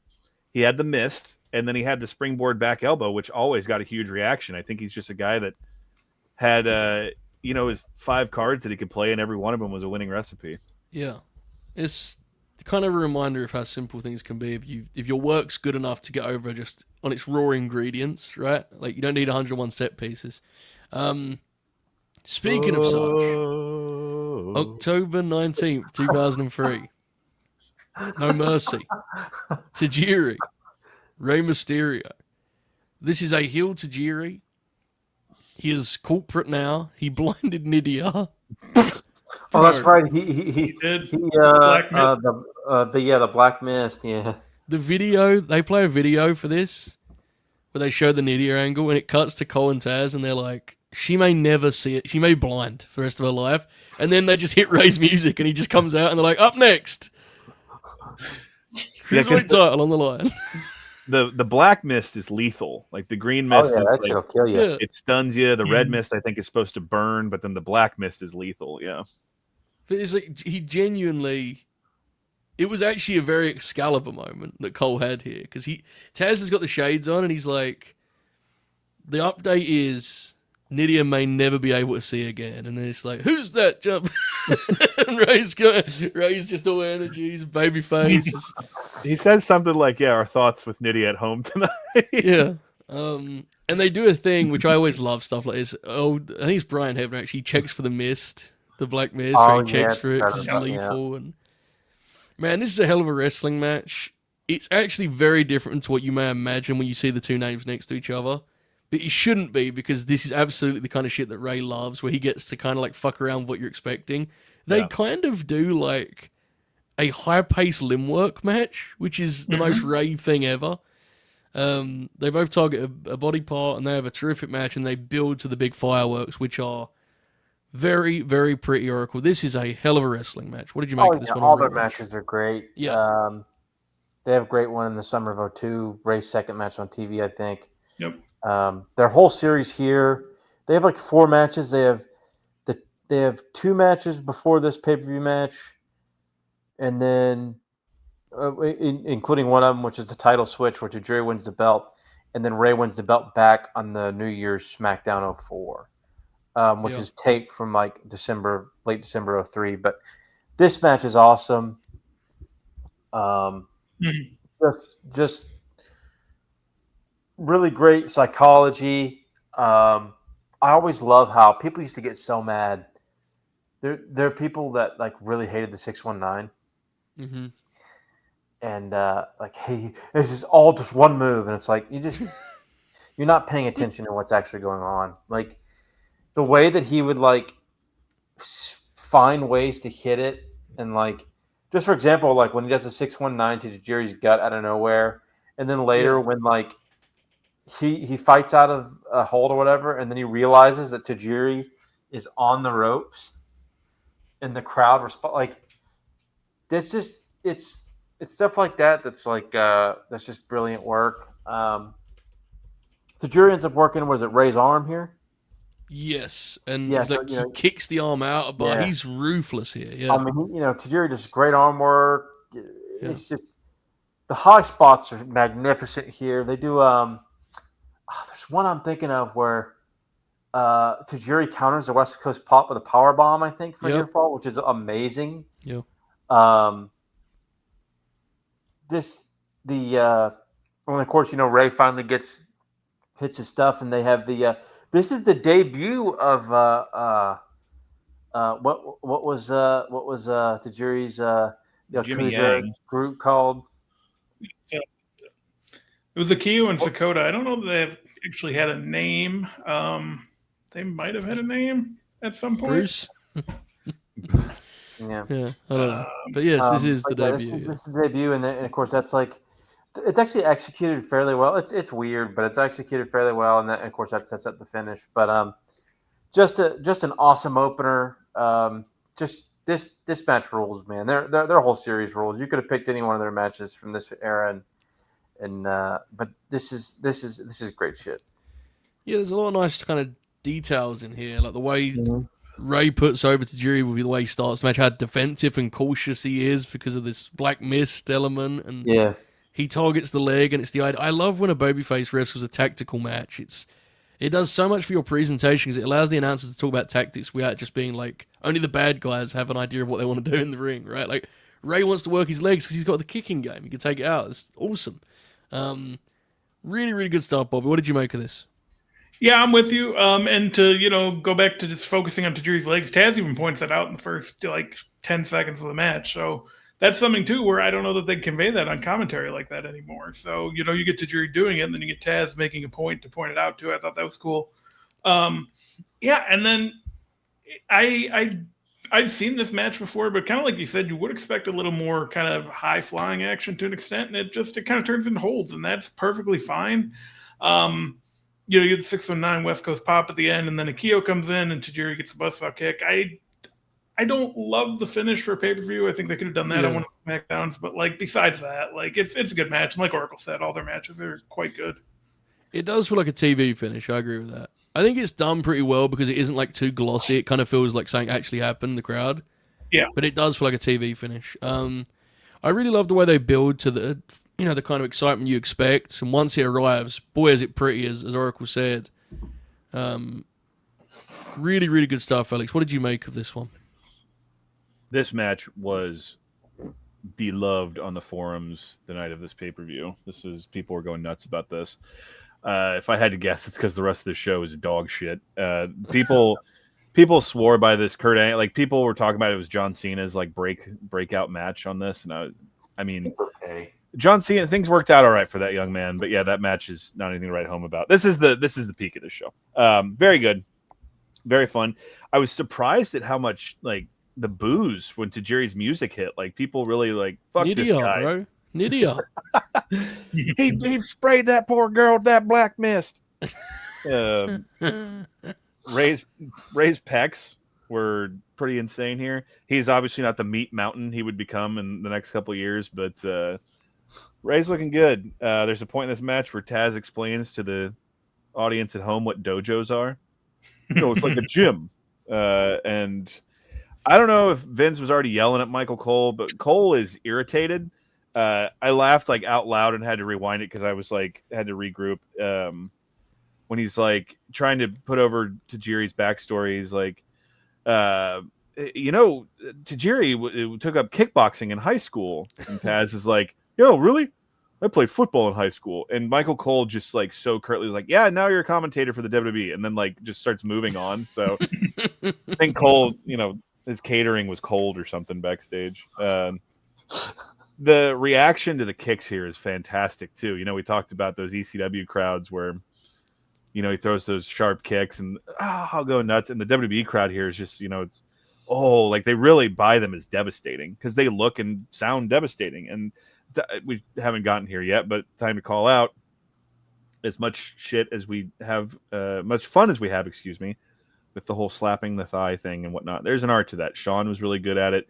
And Tajiri still, I can't see when he's doing it sometimes. And now, granted, that's good camera work and whatnot, but this shit where these guys now, you're just seeing them do it all the time and stuff, it's realize there's an art to making your shit look real and not just phony as can be. And Tajiri is one of the masters, if not the master, at the kick in professional wrestling. I did love the Desperation 619 from Rey into the midsection of Tajiri because he's just trying to get any semblance of an advantage over him. And then Oracle already called it out, but goddamn, the power bomb that he catches him on the West Coast pop. It is a little flat because you want a match like this to have a definitive ending, but Rey eventually beat him for the Cruiserweight title, correct? Yeah, I remember I think in some ways their New Year's Day match might even be their best. when Ray wins the title back. But I have not watched the whole series in a while. That's how did we get to him being a bad guy here, though? Because in SummerSlam he's still a babyface, but by this point he's turned heel. I think he cheated to beat Ray for the title, if I'm not mistaken. He blinded Nydia. Oh God. I've established this, haven't I, Bob? Please explain. The guys, she's never going to see again, Bob. Can you clue the guys in on this? She got sprayed with the black mist. It's not the red mist or the green mist. Yeah. Do you remember she comes back and they have her like with the huge like glasses and a walking stick? Yes. Yeah, and she fused with Jamie Noble, and she has a match with Jamie Noble at No Way Out 2004. The funniest part is like upon her initial comeback, though, it's after Jamie had inherited all that money. So she's like wearing the Daisy Dukes with the crop top, the glasses, and she's got the walking stick, but she's got a fucking fur coat on over it. I did like your point about fire slaps, or Alex. Oracle and I actually working on a script right now. The importance of the thigh slap, narrated by Alexa Bliss. Actually, we managed to pull that off. So there you go. It's an extensive documentary about that night at the Garden. Remember, Oracle? We'll never forget. And may not have been at the Garden, but I've decided it was at the Garden. That's what I've done. Yeah. I saw a new one for the first time the other day. It was a fella at an indie show. The guy got hit with a forearm, and the guy getting hit went like that when he got hit with it. Just took his two hands and clapped him in front of him. That's a very common one now, actually. These British wrestling shows, man. I see some stuff. Anyway, awesome match. And I was trying to figure out, so Tajiri's in WWE until December 2005. He does do One Night Stand 2006. Yep. He does stick around. He does One Night Stand for that. He does come back for that, I should say. That's where they do the Unholy Alliance reunion, right? Yes. No.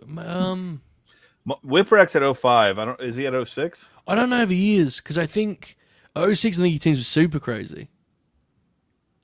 Maybe. I don't know. As our Observer correspondent, please dive into this, please, for us, if you can. Yes, let me check real quick, because I got a couple of interesting things about when he left, too, that I did not know, but let me check. Okay. Baby. Here we go, Bobby. Super Crazy and Tajiri against Little Guido and Tony Mamaluke at ECW One Night Stand 2006. Yeah, I think what you're thinking of, Oracle, is he comes out with him at 05, Whipwreck does. He walks That's out. That's right, yeah. Sinister Minister's with him, too. Yeah, which is hilarious considering. But anyway, let's dive into this departure stuff, Bob. I'm intrigued. You've done extensive research on the matter. Yeah, it's not that it's controversial or anything. It just, his kids are growing up, and his wife said, if they go to school in the U.S., they're not going to have any sense of being Japanese, and fair enough. And he was actually ready to leave before that because, his wife just kind of sat and didn't really get to do much all day. And then apparently Vince pulled some strings and got her a driver's license, as Dave put it. So he signed a 3-year deal. So that would have been around December 2002. And so this is when his deal goes off. They gave him a nice little send off on the show. He got to work on Heat and, just kind of said thank you, goodbye, left the door open. Apparently, the part I didn't know, though, it was right after the Eddie stuff, so that was weighing on him, too. And he apparently had some sort of health thing 6 months prior, so it kind of really messed him up. And he's just like, I can't do this anymore. I got to go back to Japan. Very understandable. The highlights of that, there were two of them. One, Bob O'Neill giving his own assessment of fair enough, which was tremendous. And also the pulling of strings for a driver's license. My goodness. There are too many of those stories that we don't know about of things Vince was just able to get done for people. Yeah. Yeah. That's amazing, though. It is kind of amazing he didn't, we'll get into the cruiserweight stuff obviously later, but Vince with the readers on his nose making a fake ID for Tajiri's wife. Mrs. Tajiri. That one or two T's. So we'll talk about the cruiserweight stuff later, but it is kind of crazy it took that long for them to get back in, because if you read about the Cruiserweight Classic, Tajiri is linked with a cruiserweight project before the network even exists. It's 2013. They're talking about, we're going to do this cruiserweight thing. Tajiri is going to do it. So I guess he was just on board with that project the whole time. Oracle and I have had some fun about, he would have been, obviously he had to do things in real life, but he would have been a godly ECW on Sci-Fi wrestler, wouldn't he, Oracle? He would have had an incredible match with Christian Cage. He would have been fucking awesome, dude. There'd be a match with Jack Swagger that Oracle still tells us about. Match is good. They're good. So what does he do? The thing that I remember post what we just watched is the Regal team where they win the belts in Japan, which is a great moment, by the way. Mhm. Great moment. Mhm. The crowd reaction of that is superb. Are there any other like notable TV things he does? I know there's a hit house show match that recently got uncovered, which we'll talk about in a second, but TV wise, 0405, what do we think? He's in a few of the 6 and 8 man tags against Evolution, so those are always good.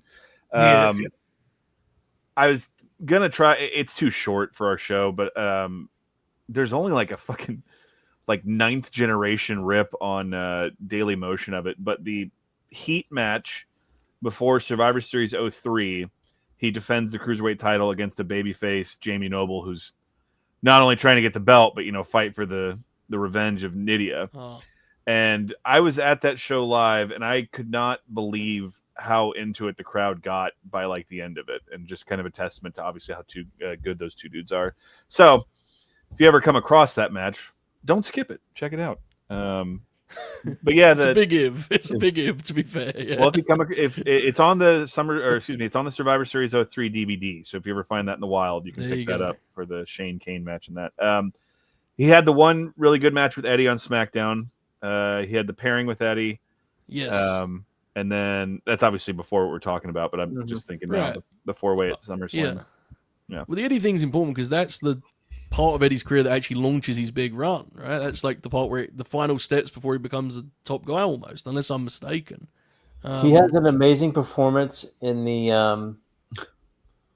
and I know it's where we are now, but it's the tag match with Brock in the tag title tournament. Oh yeah.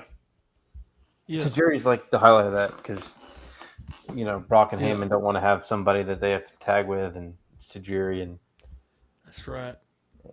Yeah, there's some interesting stuff for sure. I actually wanted to ask Bobby, because this is, to me, is like kind of your wheelhouse, Bob. This era. Is it? I don't know how to word this. I find it quite remarkable how much he's endured and how much people remember him. But because when I actually sat down to think about what he did, a lot of it was like kind of fleeting stuff.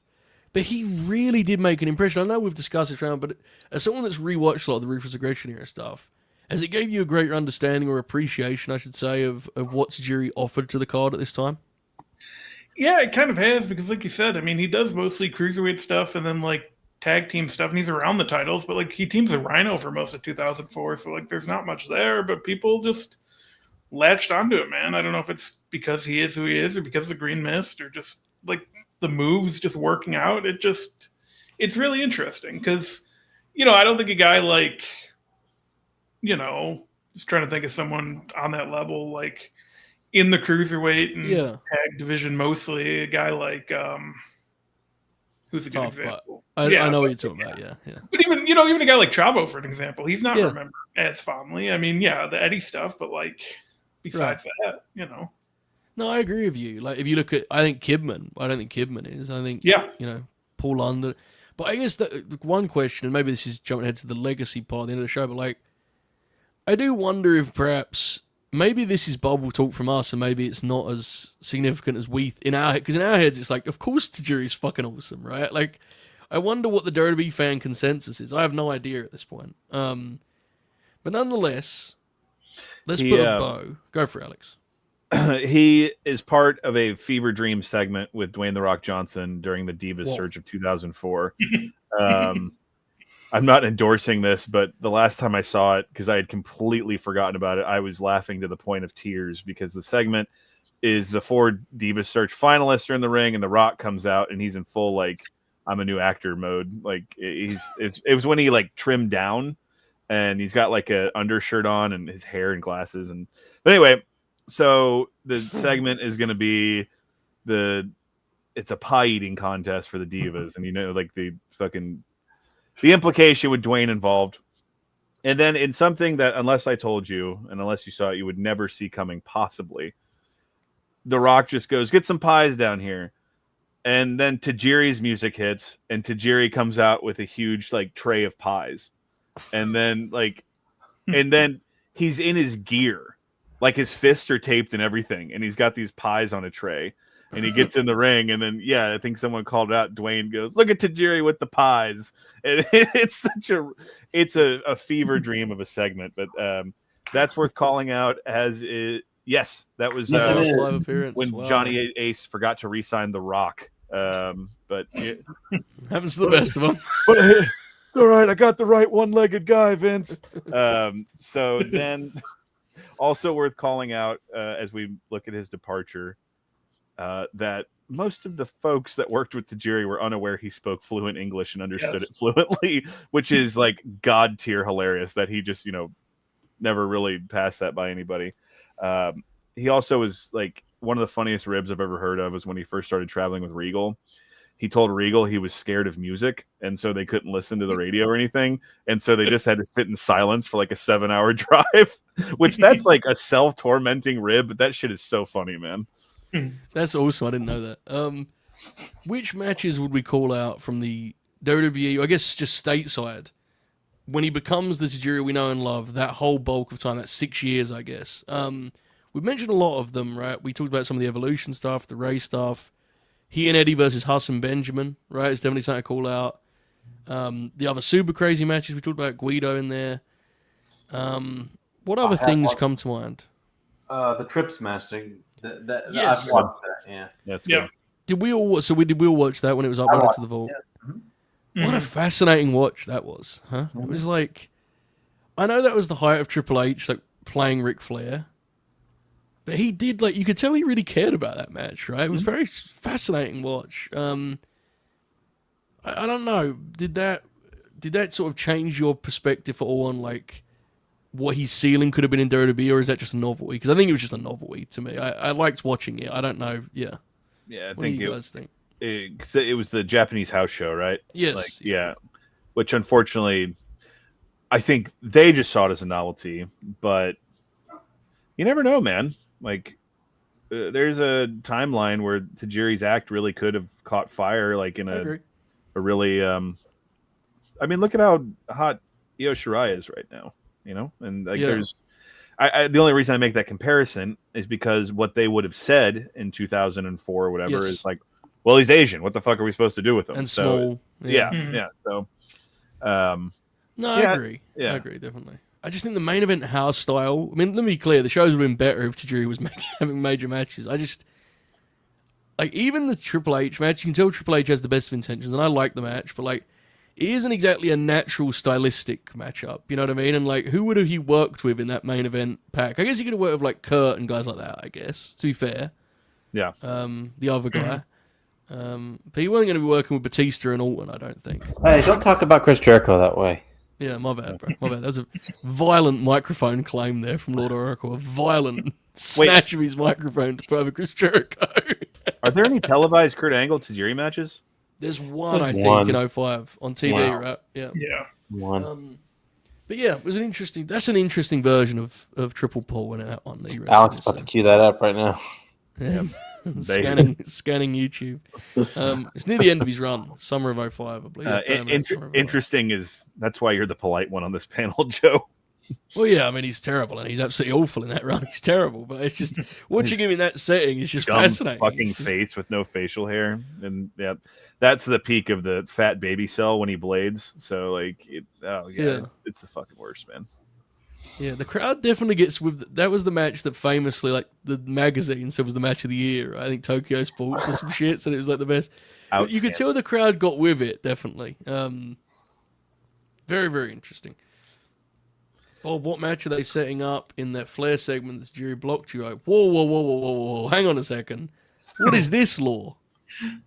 It's because when I was doing my 2004 thread or whatever, Ric Flair said something problematic, similar to what Steve Corino said before their match. So Tajiri saw it and blocked me. It was Ric Flair's fault. But I don't know if that's when they were doing the Evolution stuff or if they did wrestle one-on-one. I could check that real quick here. I love that Bob is 105 minutes into a Yoshihiro Tajiri deep dive and just at this point goes, yeah, he blocked me on Twitter because of a Ric Flair promo.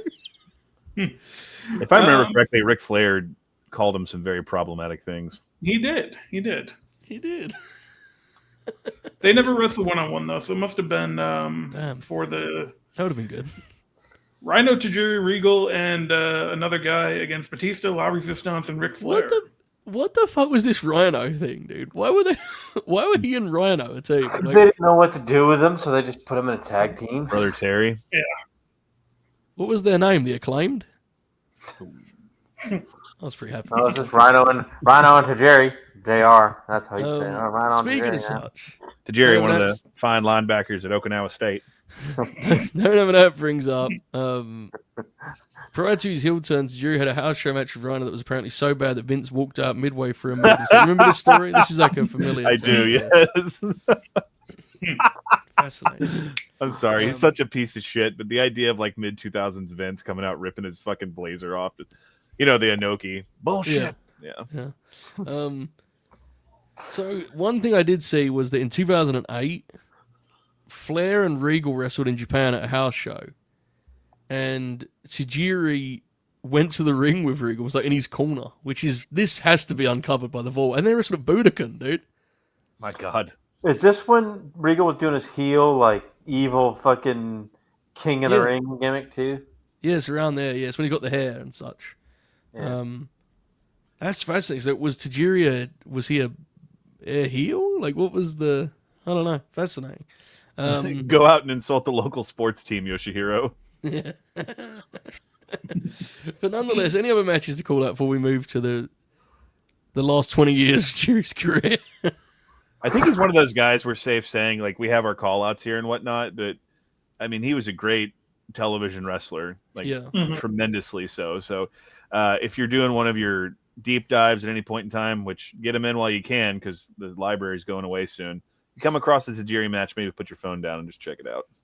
Yes, indeed. Okay, so he leaves WWE and he becomes a feature in the very strange late 2000s, mid to late 2000s era of All Japan, which is genuinely, like, that whole Muto All Japan time is among the weirdest promotional stretches in the history of Japanese wrestling. Oracle, I don't know how familiar you are, but there's the names that pop up on those cards. Have you seen some of that stuff, Oracle? It's bizarre. Is this when Giant Bernard was one of the top stars of... So Bernard he may start there, but he gets the New Japan run. That's This is right. when, like, D'Lo Brown is working there, and, like, they bring in, like, Bull Buchanan and fucking, like, everyone works there, dude. Like, Chronic come over. It's weird. It's a really weird time. Obviously, post Exodus, and this is when Muto starts to get into the thing where he keeps calling everything, we love wrestling and love this and I love that, and fascinating guy. Alex, have you stumbled upon some of these on Cage Match through the years where it's like, fuck, that guy worked All Japan? What were they doing? Yeah. there? Is this the Joe Doring era? Or is this before that? He may have already done some stuff, but I always think of the Joe Doring He's era as like the later. 2010s. Yeah. Okay. He's like early Yeah. 2010s. Joe Doring's Yeah. like the guy then. Oh no, but you're exactly right. We talked about the D'Lo Brown thing is always a bit of a head turner. Some of the people he worked over there, but yeah, it really just. I mean, there's a lot. Smash is one of them, and some of the other promotions I'm sure we're going to circle to. But like all these Japanese promotions seem to have these periods of just like, yeah, whatever. Let's see what happens. Let's see what works. And it's always in the most hilarious forms of like 6-man tags and shit. The D'Lo one is the most interesting, as you mentioned, because the thing that I knew he worked All Japan, the thing that blew my mind, and if anyone has footage of this, please link me. He worked All Japan post Aces and Eights, which, I mean this with all respect to D'Lo, he was a big fella when he was in the Aces and Eights. Like, he did not look like he was in the prime of his life physically. He was still young, but he was a big lad, you know. I I mean, saw it has to be the only time he did. I saw live D'Lo Brown compete for the Ring of Honor World Title. That's incredible. What year was that? 2009. Oh, was that some Cornette shit? It was, it was the WrestleMania weekend shows the night after Jerry Lynn won the title. It was a 4-way. Oh, that was Pierce then, right? Yeah, it was D'Lo Brown, Yeah. Jerry Lynn, Brian Danielson, and who's that nerd? Wait, Stevens. I don't remember this. Why did this happen? I'm just reporting what the facts, man. I don't know. What the fuck? That was a weird stretch of Ring of Honor, dude. What the hell? This is true. Do you remember this, Alex? The Kurt Angle match when he's an Ace and Eights? Yeah. Yeah, that's Poor D'Lo. Yeah. I need to see those fucking All Japan matches. Like, I want to know if he was in Aces and Eights Garb, because that'd be even funnier, wouldn't it? If he just took the gimmick with him to Japan, that'd be godly. If I remember his original All Japan, now we're on the D'Lo Brown portion of this. If I remember, like the whole idea was like he came into TNA as kind of like, in the early 2000s, like with the he's coming fresh off his stint in Japan, and so now he's a badass. That's awesome. Yeah. So Tajiri's around then. He does Hustle, which is another promotion that's another story for another day, but had some fascinating presentations of professional wrestling. He does some New Japan. He beats Hiroshi Tanahashi, I believe, in a G1 match, I want to say. Yes, that was one that I proposed for this. It's supposed to be a pretty good match, actually. He's, I think, a victim of the stuff in New Japan is before New Japan becomes like the trendy promotion. It's part of their rebuild. He's just around for a little bit. So no one really is... You're right, the people that have seen it like the match, but it's hardly ever discussed, right? It's like kind of a lost thing in the grand scheme of things. And then there is Smash, which was... Tajiri was the leader of that promotion and the front man, and it replaced Hustle. And our match is at the tail end of that promotion's run. It was not a very successful promotion. But I think it leads to another promotion we'll get to afterwards. But for now, let's talk about a match at the very end of Smash's run. A match that got a great deal of acclaim from lunatics like us once upon a time. Dave Finlay, Fit Finlay, is here in the midst of his memorable indie wrestling run, world tour, whatever you want to call it. He's taking on Tajiri, all caps, by the way. February 19th, 2012. This is an awesome wrestling match. The vibe for this match is fucking insane, by the way. Like, Timothy Thatcher would have been a god in this setting, dude. These people, this made, like, those Evolve shows at fucking Laboom or wherever they were at? It made them look like they were at Hammerstein Ballroom by comparison. Like, the vibe in this building, never have I watched I've seen this match before, but never have I watched a match and been more aware as to why the promotion was in the state it was in, because of just like the vibes surrounding the ring. The match is awesome, to be clear. I love the match, but fuck, this is an ice cold environment to have a pro wrestling match. Nonetheless, this is a great era of Fit Finlay. One Oracle and I have talked about quite a lot. This is the Sami Callihan matches era, PWG Fit, things of that nature, and they have a gnarly, gritty, scrappy match. Oracle, what a piece of business this is. Yeah. This is during my era of watching all the sort of hyped up matches around the world. And I was on a wrestling message board by the name of Wrestling KO, WKO. It's a message board where you had to pass a quiz and had to have the appropriate wrestling opinions in order to participate. Bring back gatekeeping. Bring it back. I think one question was like, who do you think is better, Mark Henry or Shawn Michaels? And if you pick Shawn Michaels, you would be, you might not pass, Good. But Mark Henry, and you explain yourself, you might get in. But of all the comparisons, just incredible, amazing. Yeah, this is a really awesome match. Just the way they work the mat, and like you can tell that like it's weird because like they have surprisingly good chemistry. I mean, both these guys are great, but like it's kind of an odd matchup on paper if you really honestly think about it, and they really gel really well. I think it probably works best outside of like WWE TV, for example. Yeah, this is a small room. Do their mat-based stuff. Yeah, and their kind of gritty, gnarly stuff. That's more grounded. My biggest complaints with the match that I don't really remember are the part where Finlay beats up the second was just funny. Yeah. But the part where he uses the shillelagh as a near fall, I didn't hate it. I just thought it was it just did not really fit the sort of the rhythm of the match. Didn't really fit the vibe of the match. Yeah. Although that got the biggest reaction. They all booed mercilessly. They woke up. Yeah. Yeah.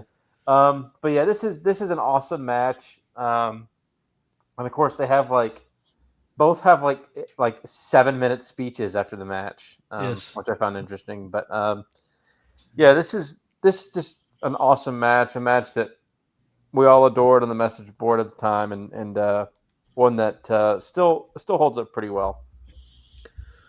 I agree. I like this match a lot. It is definitely an acquired taste. The idea of Bob O'Neill watching this has fascinated me. Bob, did you enjoy this? I didn't hate it. You know, my Glenn, first. put that on the poster. I didn't hate it. Robert O'Neill, late night Gran. I like the presentation quite a bit. I like the setup. You know, they did a bunch of interviews before, kind of gave it a big fight feel. I even liked, it's a lot of holds and grappling and stuff, but it is tough to get over that no one is making any noise the entire time in the crowd. Yeah, there's good stuff here. I like both these guys. It's cool that I think this is the only time they ever wrestled, actually. So, like, that's kind of crazy, but that's awesome, too. And it just... There's a lot of good stuff here. It's very hard to get over that part. Bob's not passing the quiz. No, I'm Quiet. glad that I watched this match and was like, I really liked the match. I even clipped it, which is an insane match to clip, but like, this is definitely not for everyone. This type of wrestling, dude. Like the lad's just like, and just grappling and on the mat, and like the crowd's just sitting there and it's pitch black, and it's an amazing thing. Alex, I'm intrigued what you made of this. I love the video package before. It's very epic. And then it goes to the fucking match graphic and DMX starts playing. I was like, what on earth? We get the spectacle of the national anthems playing before. Do you stand up for God Save the Queen, Joe? I forgot to do that. My apologies. I'll do it on the next rewatch, a couple of years' time. So my bad. Yeah, man. This is a very grappling heavy match. At one point, Finlay hits just this beautifully aggressive drop toe hold. Yes. Took note of that. There's some tremendous European uppercuts. So Oracle referred to him as a second. His name appears a lot in this time period of Tajiri's career. So this Starbuck guy wasn't anyone of note that you guys know. The guy who... I don't believe so, but I mean, I'm not an expert on it, I must say. So maybe I'm wrong, but I don't believe so. So I was curious about that. Really great Finlay roll. I love the finish of Tajiri doing everything he can to get out of the tombstone because he knows it's all over if he gets hit with it. Yeah, this is not the Steve Corino match we discussed an hour ago, and this is not the match we're going to talk about in a few minutes here. It's a different style, but I'm the guy that thinks everything should look like Bloodsport now, so I can't say I didn't enjoy it. It maybe goes a few minutes too long for me, but it's very rugged, in your face. My type of shit. But yeah, the crowd, like, it's so funny because it's like it's beyond like cliche and stereotypical for the Japanese crowd. Because even when they throw the streamers, it's still just like silence in the building. The only thing you hear is like the three camera flashes. Yeah. That's absolutely true. You hear the cameras and like you just hear Fiat just being Fiat, dude, just making sounds. He wrestles, and the crowd's just sitting there, and they boo at that one point with the shillelagh because that broke the sporting contest they were watching. It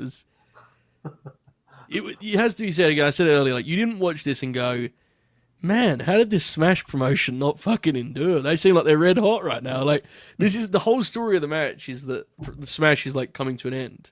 Mm-hmm. And Tajiri's like wrestling with this pressure on his shoulders. It's what I thought was fun about it, and the reason I'm glad we enjoyed it is obviously it's always good to have familiar names when we do the Grappler.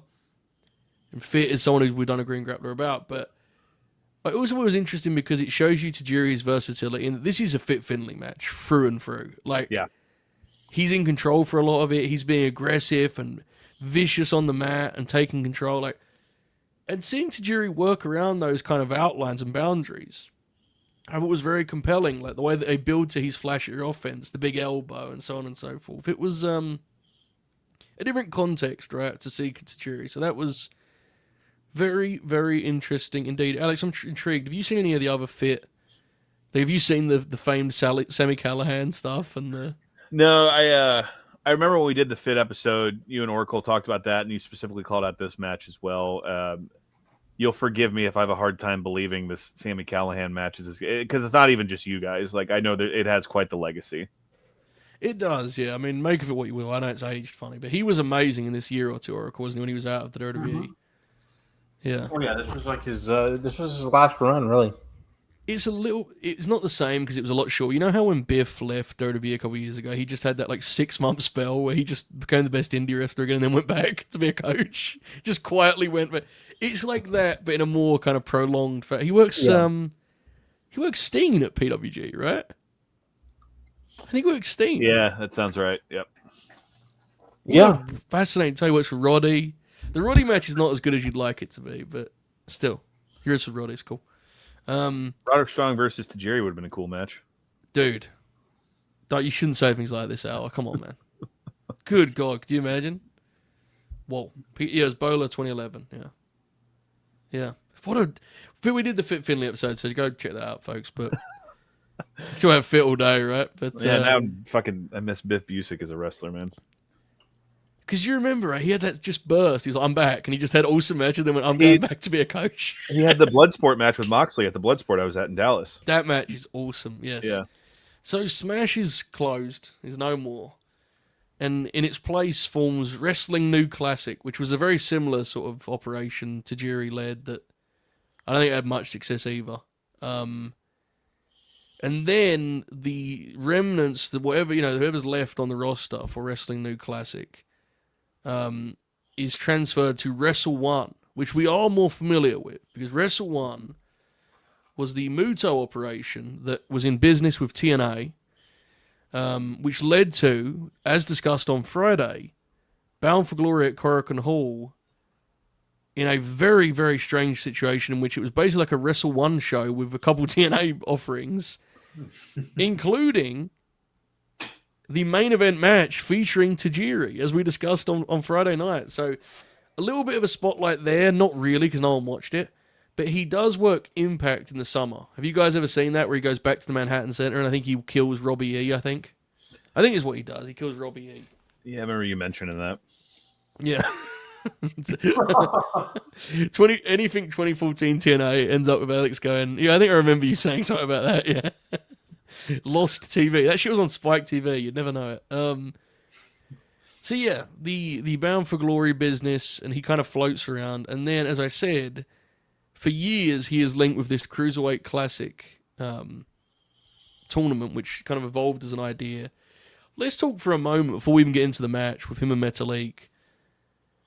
The Cruiserweight Classic, for obvious reasons, with who they had as the winner and like what came out of it, which was basically nothing, is an entirely lost piece of like WWE history, I think. Like I never see anyone talk about this tournament outside of the Cedric match, which is sad because there's a lot of great matches in this tournament. In terms of presentation, whoa, is that a Brother release or a? Yeah, but it's the Blu-ray of it's the entire tournament. It's the two specials they did, so it's got like everything on it. Yeah. What were the two specials? They did like a network special that was like an hour long, where they did like profile pieces on everybody in it, and then I think there was like the big pre-show. But wow, yeah, that's awesome, dude. Because I don't think this is still on Peacock for you guys, right? Mm-hmm. I can't, No. unless I'm mistaken, I can't access this legally anymore. I think this is gone for me. I don't think I have any way of watching. I mean, obviously I found a way to watch this, but this was so awesome, dude. Like, yes, I don't. Joe, you and I are pretty aligned in our takes of like what we want from wrestling, and it could not be. This is about as much as like we would want: the sports style presentation, the profile pieces, the matches not exceeding their needed runtime, treating it like with sincerity. I remember when this was going on, just I watched it every week in real time. Like I wouldn't. This was like, for me, it's been a long time since wrestling was like appointment viewing, and this was definitely one of those times. We talked about this actually a week ago on Full Sail about having some nostalgia for that era of the network. Yeah.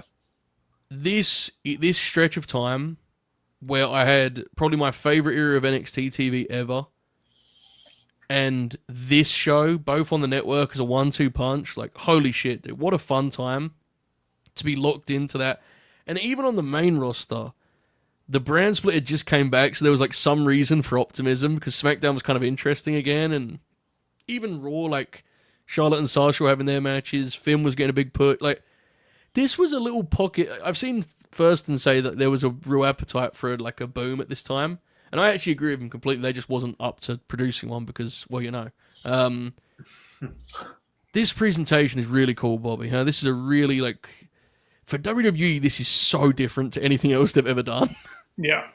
Yeah, it was a special time watching live, and it was kind of the hope was that they'd do more of these things on the network, and, you know, they really never scratched the surface with what they could have done. And, yeah, it's really a shame. What would be the closest thing to this in terms, like NXT UK? I guess they kind of, you know, the original UK The tournament. first tournament was great. How that rule. That would Yeah. probably be the closest comp, right? It's the But- best. It's the best Michael Cole ever was. It's the only time he was ever actually like good. Do we ever? I agree with Did that. we ever hear anything about the viewership for this show? Because I've always wondered if it just like. Well, Mae Young the- Classic. That's a great point. That's absolutely the best comparison. yeah. Thank you, chat. Yeah, that's a great comparison. Yeah. Like the Mae Young Classic, though, this was all in the can, right? Except for the finale was live. Yes. Yeah. Yeah. But like, did we ever hear anything about how well it did? Because it felt like they didn't really.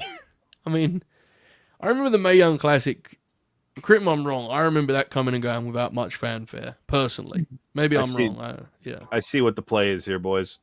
Joe dragged us into deep waters on this so we can start talking about streaming numbers. He's here to tell us, you know, what Netflix is really doing for Raw. Well, we'll get to that in the post show, but I remember this fondly. And I remember those of us that watched it loving it.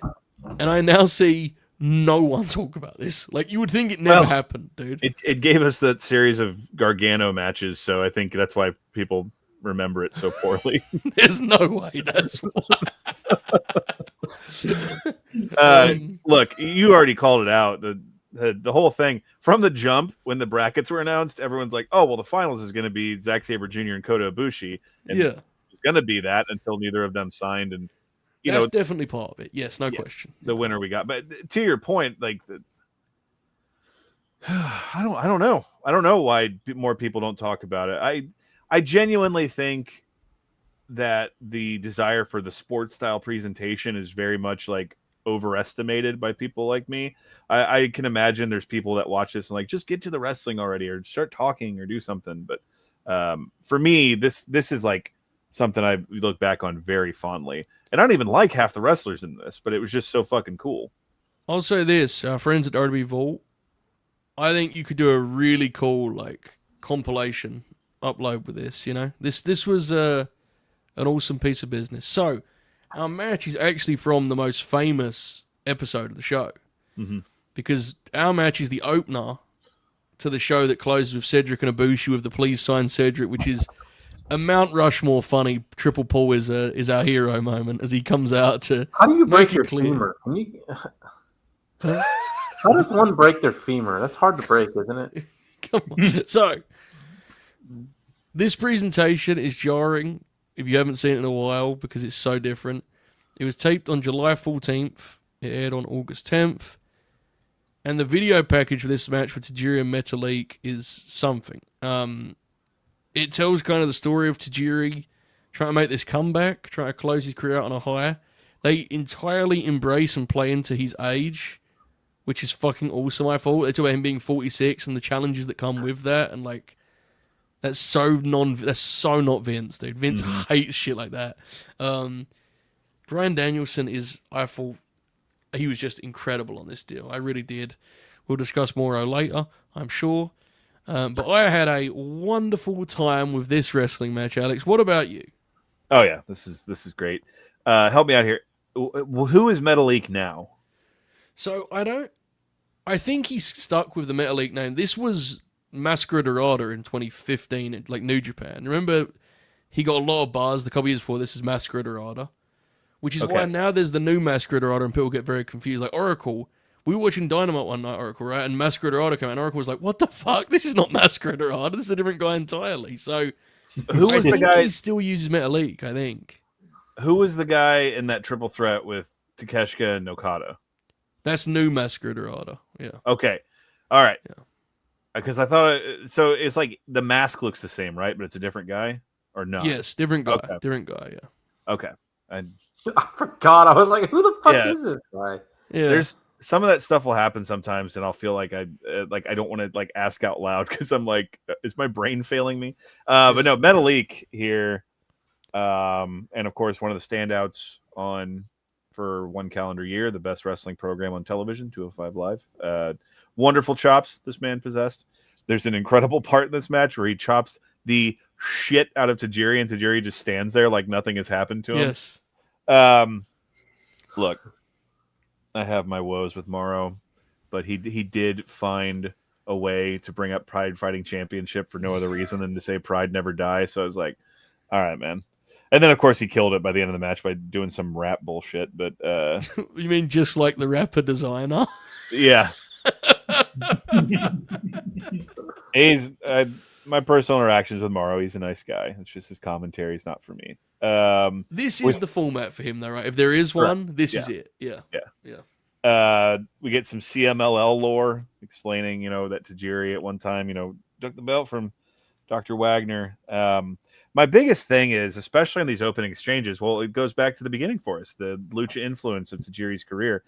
But he's 45, 46. The snap that he still had at this point in time, man, is insane. The way he's running these high spots, and like he's not just brothering those arm drags either, where he just kind of rolls over. He's fucking snapping them off like he's wrestling super crazy, 18 years before this. We get Finlay lore about the match that we covered also. And then at one point, Tajiri, just to insult his opponent, does that Devil's Kiss move. Yes. Yeah. At the time, that was a Madison Rain tribute, Alex. It was a different context entirely. Okay.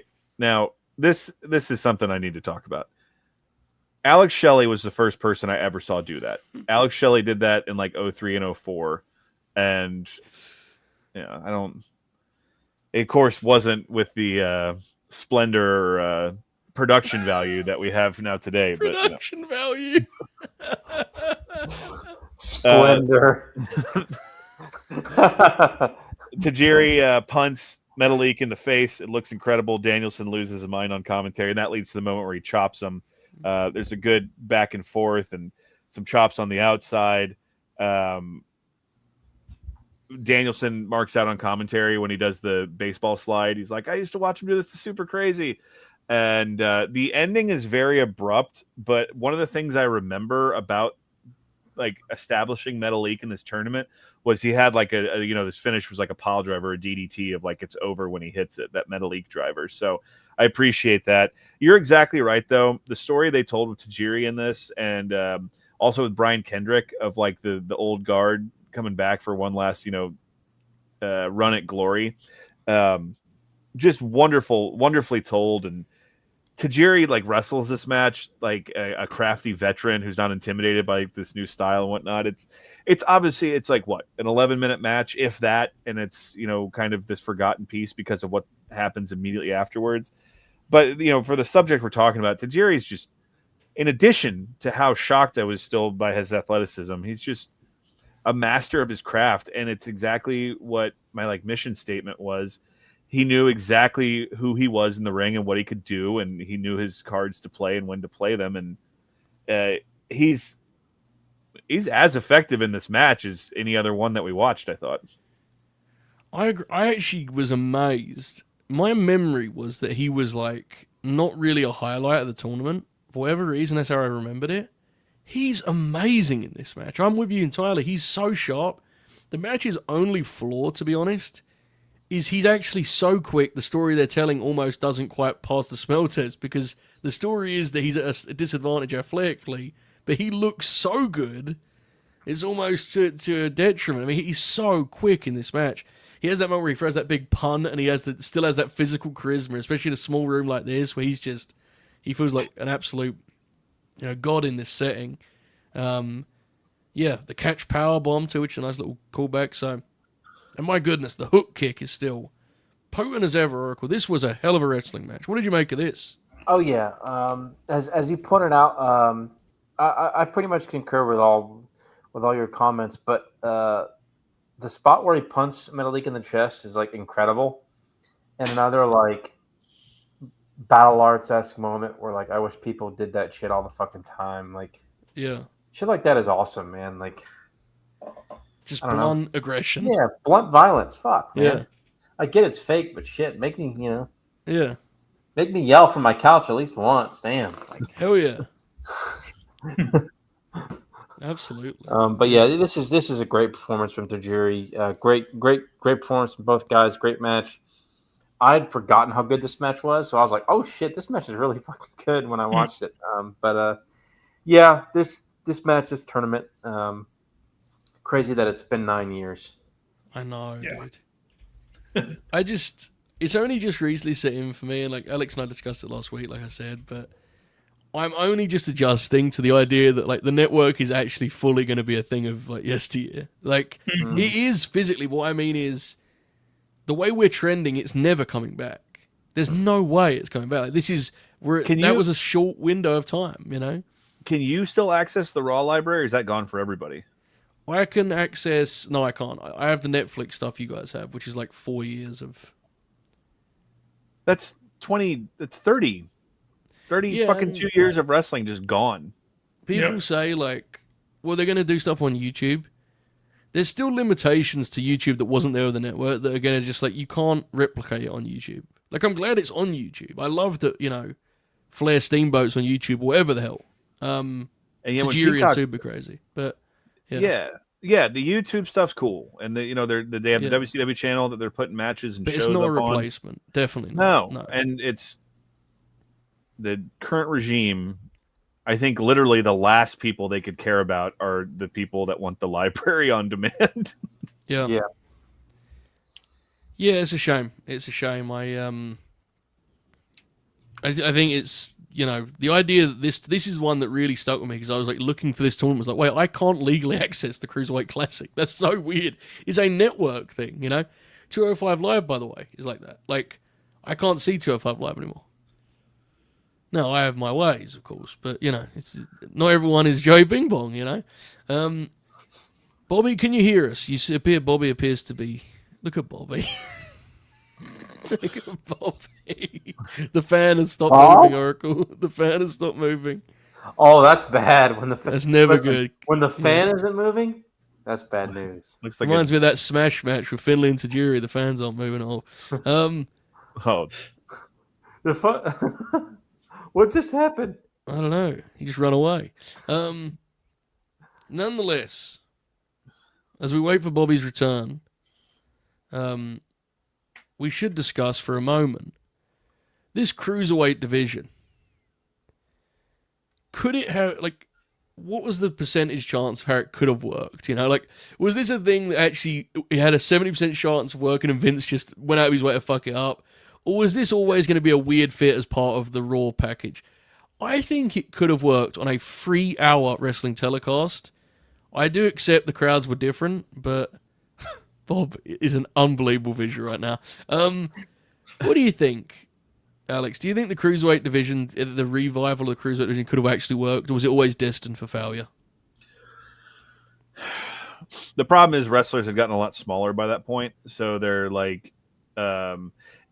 okay, so this is a dangerous question to ask me 2 hours into this, but like, it could have worked if they like really committed and put like Balor or AJ or someone in there to make people like, or I can't remember where Brian was at that point, but you know, if they put someone they presented to the audience as a star into that to make them buy it, then yes. But instead, they looked in that direction.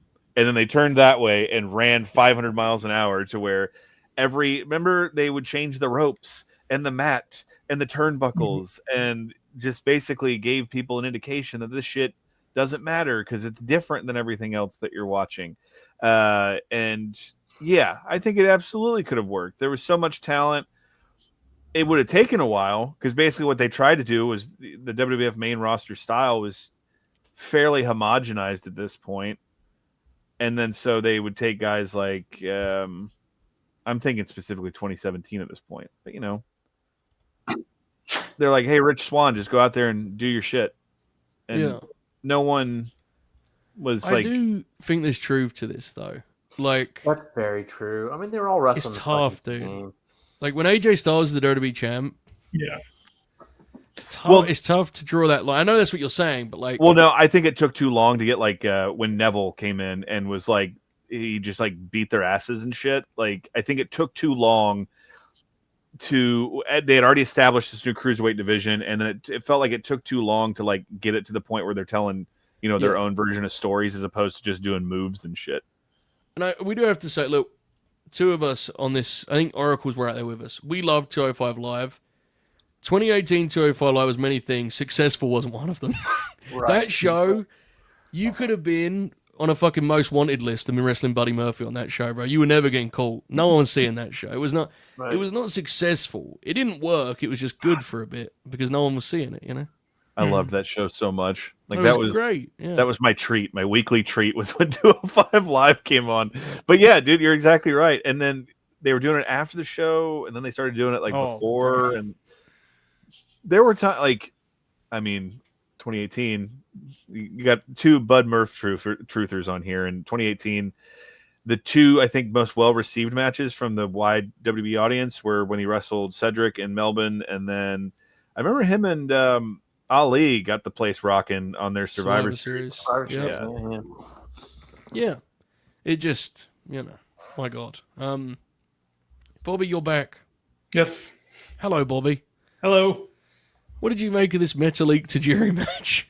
I thought it ruled. Tajiri looked like he didn't even lose a step, to be honest with you. And he did get a contract out of this. It just didn't end up working out because he gets hurt. And then they actually don't have any interest in using him. So he just goes back to Japan. But it was nice to see him. I was very excited to hear that he was going to be in it. I remember back then I was probably upset when he lost, but it's a great match. Indeed. So, as Bob mentioned, he has a bizarre return.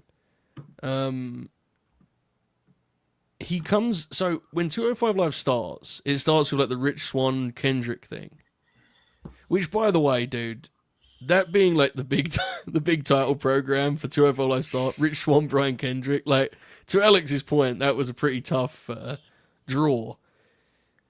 And at the start of 205 Live, Oracle, you might remember this. They would show for like months Tajiri is coming. Like they kept talking about Tajiri will be coming soon. And he shows up, he works one match, he gets injured. He gets cleared, and as Bob said, then by his own, he said, like, I got cleared, they didn't want to use me, so I just left.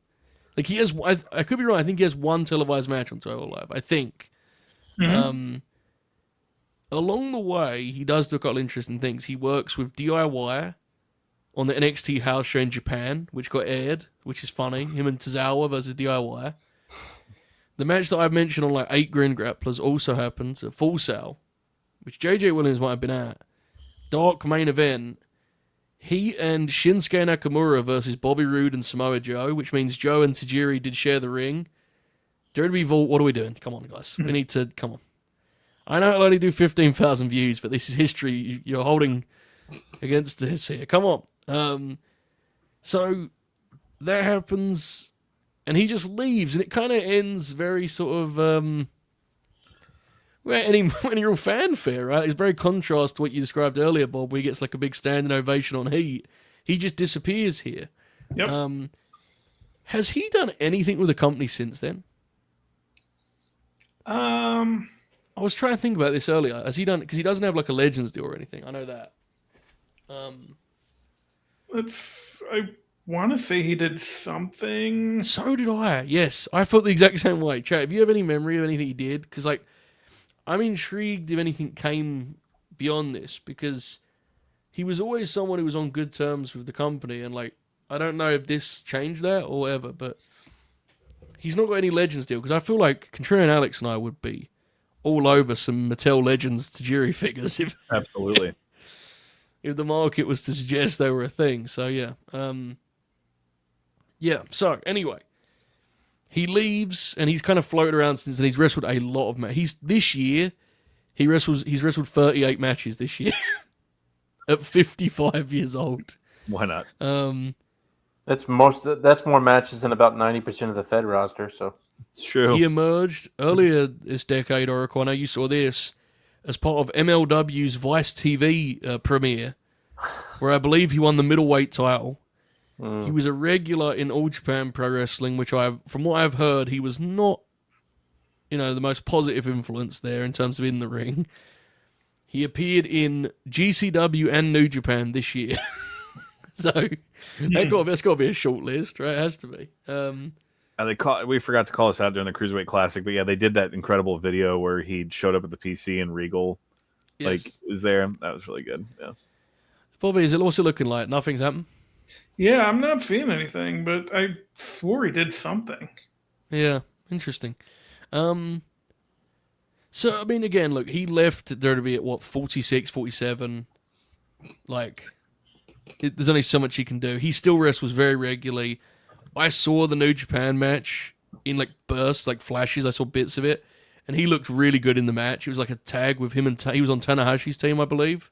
I think he was opposite Zack Sabre Jr., But I guess the main thing I want to say, have you guys seen any of the stuff he's done since leaving? Because he's been, it's 8 years ago now.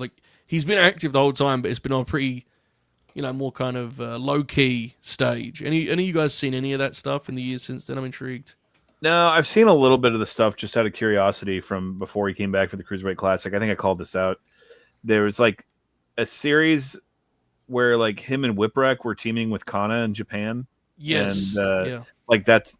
I had to look them up because they had some barbed wire matches too, these intergender 6-man tags and crazy shit. We already called out his match catalog in the years since his first Fed run. It's been pretty fascinating, but not really. But it wouldn't surprise me to hear that he's still fucking, Tajiri, competent, knows what he's doing, doesn't try to fucking do things he can't. Yeah, absolutely. Speaking. Who are we doing there? Can you pin the private chat? I don't even know what you guys are doing with that. I'm very concerned and alarmed because the chat's reaction earlier was volatile. Bobby, speaking of things you can do. Freaking. Oh, too soon. I thought you were doing Logan Paul's theme. I was like, that's weird. I was really confused, guys. I gotta be honest. I was really confused because I spoke over No, he's earlier, actually had a good match in the past few years. All right, let's not get carried away. Bob, what can people do if they've liked this video? Go ahead and smash that like button, or if you like Tajiri or Steve Corino or anyone else that we've talked about tonight. Anyone else? All right. Awesome stuff. Right, fellas, before we take it home, what other matches do you want to call out for this last 20 years of Tajiri's career? I mentioned the DIY tag. I remember really liking the Smash, I believe it was in Smash, the match with Taka Michinoku in the early 2010s is really good. It's around the time of the Fit match. Is there any other matches from this last 20 years that we would like to call out before we put a bow on the Grin Grappler topic of Tajiri? Anything else we'd like to add, boys? It's not from this time period, but I need to call it out because I forgot earlier. Mm-hmm. Tajiri was a CZW World Champion. What the fuck? When? How? What happened? Explain. It was... I think after CZW closed, he might have wrestled Zandig for it, but I had forgotten all about that. I meant to mention that as one of his accolades. I'll look up actual dates here to make sure we have that on the record, but I wanted to mention that before going the way of the dodo on this. But the last 20 years, it's not. There's not the benchmarks that you point to, like the two previous acts that we did or anything like that, but everything I've seen of his, in the Cruiserweight Classic or when I have dipped my toe into the just really obscure shit in Japan, it's just he's always Tajiri. And when he showed up at that GCW show, Joe, you and I might even message about this. I thought it was so fucking cool that he just showed up all grayed out instead of trying. Awesome. Yeah, there's all too often wrestlers and actors, show up with the jet black shoe polish hair, and it's all right, come on, brother. So, and in that match, he was still Tajiri. He was still, and understood his presence. Consistent wrestler, man. Like with the other two acts, I don't think you're going to be in for a bad time necessarily if you catch any of it. Yeah, I mentioned the Tanahashi match. I believe he worked with Bad Intentions, Bernard and Anderson in a tag league. I can't remember who his partner was. I've seen that match before. So this came up. So Jack mentions He said, you posted the Tajiri and Muta versus Steiner and Suwama All Japan cage match pick last night. I thought my eyes were going to pop out my skull. Okay, guys, I have news on this. Oh, baby. There is a 30-second spell in this match in which it appears Scott wants to do something insane off the top rope, and Tajiri, like, forcefully stops this from happening. Like, Scott puts him on the top rope, and Tajiri claws his way off the top rope to the mat. Scott then hits him in the face a few times with strikes, picks him back up again, puts him on the top rope, and Tajiri fights off again. I don't know what Scott intended to do, if he was trying to do some sort of fucking fall-away slam thing, or maybe he was trying to do the Rana.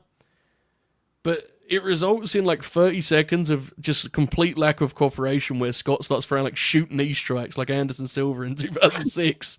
So I recommend that. That match is on YouTube. It's worth having a look for that reason alone. Scott Steiner is, 2007 Scott Steiner, brother. Wow.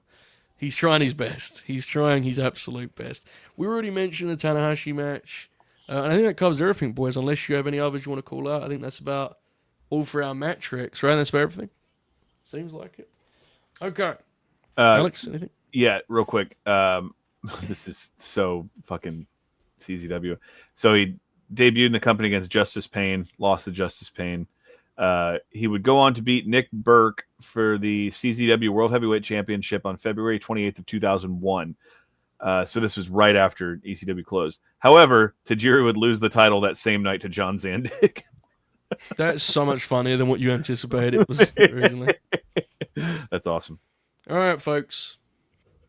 Let's conclude this piece of business before we look ahead to next month, or this month, I guess, in some ways. The legacy of Tajiri, Bob O'Neill. Any closing thoughts that we haven't covered already or you want to reiterate? Now's the time, Bob. Go for it. No, not really. I think the more I think about it, like, and Grant brought it up earlier, Alex brought it up at the beginning of the show, I think a lot of the staying power is how fun he was in the video games, too. I think that sticks with people. The good TV wrestling, obviously, that sticks with the comedy and stuff. But his run, his big run in the WWF is essentially like 4 years. So, I mean, there's something to it. And, credit to him. He's one of our favorites, and I'm glad we got to do this. Yes, indeed, the Oracle of Wrestling. Any closing thoughts when it comes to Tajiri? One of my all-time favorites. One of the more dynamic wrestlers of the 2000s and of the last 25 years, I think. He could go on the mat, in the air. He could brawl, do face heel, tag. And also someone who could do comedy, serious, dangerous. He could play a lot of different roles, and he played them all well, I think. Yeah.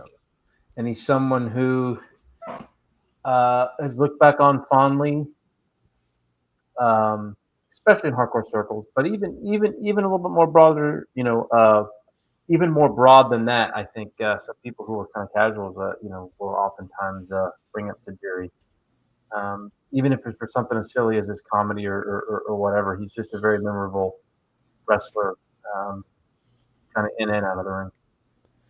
I agree, and I think kind of inadvertent, I think we really thought it through like this, but a pretty cool kind of, course correction after the Dudleys episode, where we had a great time, but we spent a lot of that episode wrestling with their perception and the discourse and all that. And I think, as Alex mentioned 2.5 hours ago, Tajiri is a great contrast to that, because I think everyone just goes, Tajiri was fucking awesome, dude. What do you want from me? And I do think there is an interesting conversation to be had in terms of, it's a shame that you have to be almost underutilized to be so universally acclaimed. That's kind of sad, but it's true nonetheless. Tajiri, I think, if he does have a broader influence or importance, I know he's trained a lot of wrestlers. I think Kushida is someone who he was a mentor to. And I think he probably was, important in terms of highlighting a different style, a different wrestling approach and mentality and psychology to fans that just watch Monday Night Raw or Friday Night SmackDown, Raw, whatever SmackDown. He was probably, for a lot of people, kind of a gateway wrestler, right? To like seeing other things, seeking out other things. So I think that's probably the biggest part of his legacy beyond, his direct influence on style and such. I think the part of Tajiri's legacy that was important to reiterate, I think everyone agrees he was awesome and fun to watch. But I think how good he was at his prime is probably deserves a little more recognition, I think. He was one of the best in the world there for that year or two, no question. Contrarian Alex, any closing thoughts when it comes to Tajiri? I think you guys covered it pretty well. I led with pretty much my thesis on Tajiri of ain't no shame in figuring out your niche and sticking with it. I think we are just, by the nature of the beast with the internet and everything, we're at a time where fans loudly proclaim that every wrestler, their mother and aunt, deserve to be the world champion of a promotion or something. And I think this discussion we've talked about is right, that Tajiri was more than capable of being like a main eventer, and it would have, especially if it was in the WWF, it would have changed kind of the dynamic and complete direction of what they were trying to present as a product if he was in the main event scene. But just as a wrestler, man, sharp as a fucking tack. Oracle mentioned it. Good guy, bad guy, tag, singles, multi-man match, like on the mat. You want to do the shoot style stuff. You want to do. Man, he had one of the best acai moonsaults ever. Like, he was just a versatile, and he was funny. That's probably why he had such a good run in the WWF. Was Vince thought he was funny because he was, and there's a versatile performer. And aside from Sandman, I've never really heard wrestlers talk bad about him, so it seems like a decent guy. Hang on a second. What is the Sandman law? Is it just they may him like kayfabe in English? Yeah, it was a cameo Hack did for the Laps fan, and like, they paint the picture. They say he's laying on his back with like his phone like below his chin, and he's got like a lit cigarette, and he's just like, "Yo, JP, this is a Sandman." No, I didn't like Tajiri. He pretended like he didn't speak English, but he actually did. So Hack took umbrage with that. That is just terrific. I love everything about it. Great way to dislike someone. Yeah, incredible. I love that he didn't Hack. Not even for a second did he consider why he may have kayfabed it. Like, not even for a second. All right. Have y'all ever seen that clip? It's a famous. It went around on the forums, and I don't even know if it's still accessible. But it's someone filming. And I hate to speculate who it is, but someone's filming super crazy and Tajiri in the back of a car on like a road trip, and it's like in the middle of the night, and it's just like nothingness. Like, there's not like conversation, and then Tajiri just goes, "Kevin Nash." And he points ahead because there's a diesel in front of them on the road. That's like the extent of the clip. My God, that sounds. I've not seen that. No, I'm not familiar. That's insane. That's something. All right, folks, there you go. Tajiri. That was a much less contentious episode. So much so that I wanted to just get the Corino thing in there just to have some aggression. It's great stuff. Now let's discuss who will be the October Grin Grappler. This show will probably be on November 5th, but we're catching up. But the October Grappler is now time to decide. Okay, boys, here we go. Someone who's had a great year, one of Oracle's favorites, red hot right now, the man known as Cope. Edge on the board, Oracle. I know where you're voting. One of Alex's personal favorites. He has often been known as a cult of personality. CM Punk on the board. One of my personal favorites, a hero of mine, Taz, the human suplex machine. Oh, baby. Is available. One of Bob O'Neill's favorite wrestlers. That's the first one. That's the first one of these that's sincere. Abyss on the board. Recent star of WWE 2K25. And finally, rounding out our lineup here, the mighty Yokozuna. I remember last year we came very close on pulling the Yoko trigger. I remember us talking about it. We have Yoko, Abyss, Taz, Edge, and Punk. The two big fellas, I think, are I agree. I think it's Abyss or Yoko. interesting. Yeah. I don't actually have a ton of interest. Punk will do in a few years. I don't really have interest in doing Taz or Edge, personally. Yeah, No. neither. I thought Taz was gonna be my key to getting that fucking Shane Douglas main event on here. Oh, if that's the case, we definitely are not doing Taz. We'll just save that for Grin Grappler Shane Douglas. Oh yeah, we'll have to do another deal for that one, bro. I'm gonna have to get a sign for that. Fallon Henley or whatever that girl's name is. So, Grin Grappler Fallon Henley. That's awesome. Trying to think of Abyss acts, and we could get to 6 matches for That's Yoko. my one concern with Abyss is like, what are the acts? Because like you'd have, I'm happy to do it. In the Abyss, We could do Weather the Abyss, Psychiatric Abyss, or slash whatever that other Abyss was.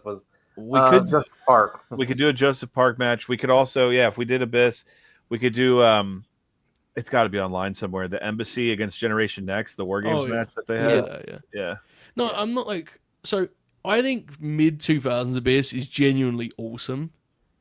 My concern is like everything after that.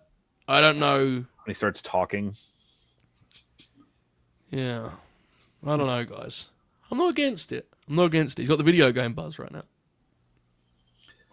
Yo, Do you guys remember any would good rip, man. 2010's Abyss? Genuinely, do you guys remember anything good? Because there might be good stuff. I just don't remember. The Joseph Park Bully Ray match. yeah, I was about to say that. I agree with that, but like as Abyss, I mean. We could force all of us to watch the. No, that would work more for the Hardys, but we could do the Great War. We could. Yoko. Could do that.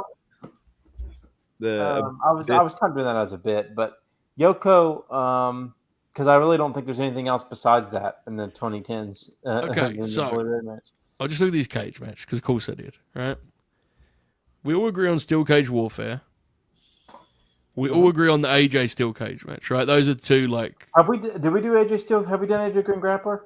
No, we've not. Okay, so we can do the Steel Cage match. Yes. Okay. We could do.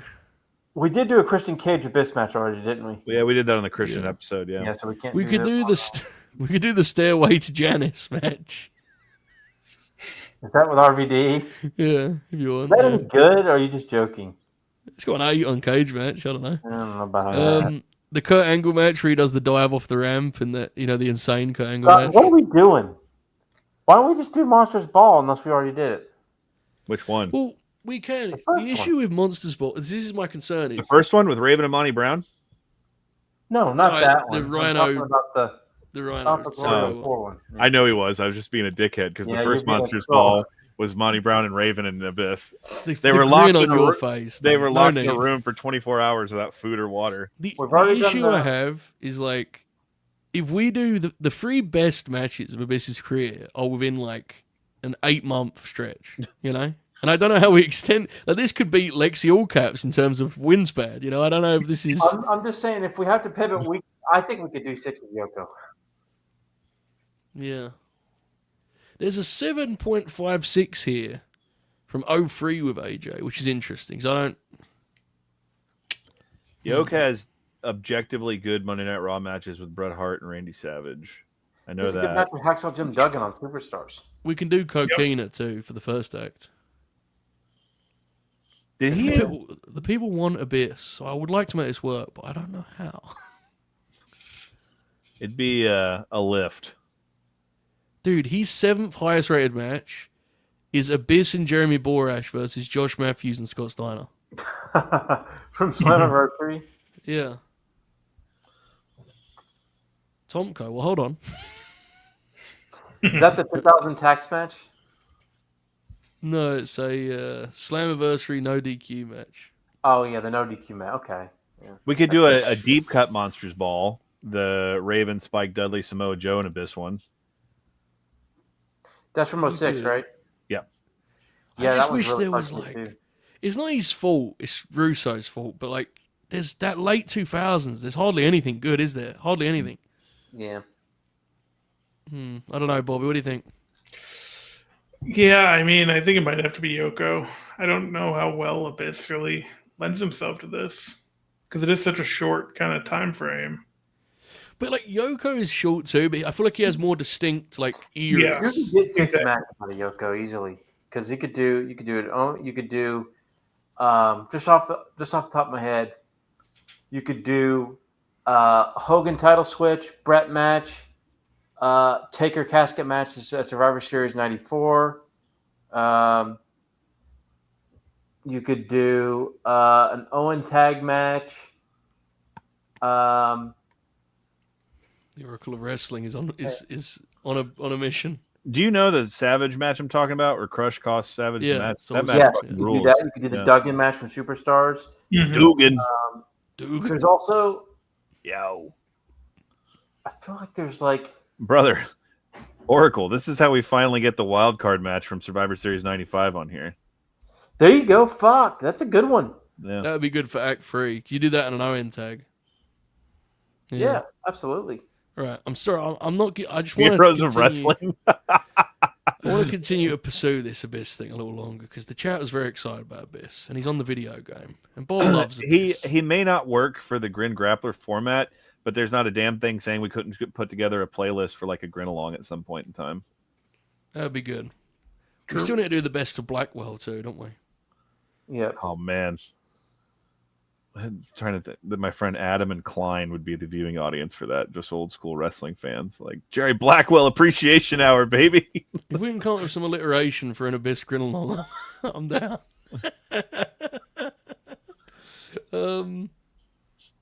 I do like the idea of doing the Bully Ray match though, because then we could just do the exact conversation we did last month again. Yeah, it is good. I liked it, bro. Yeah, it was good. 2005 is his best year. I want to see That's if what like it anything. is. Don't let Joe read that. Oh, oops! I said it out loud. Oh, yes, I didn't consider that storm ahead. No, it's all right. We'll figure out a way to get world champion Shane Douglas in here someday. We could do Abyss versus Jethro Holiday in 2009 if you guys would like. Worth a forward. Trevor Murdoch, you mean? I do mean that.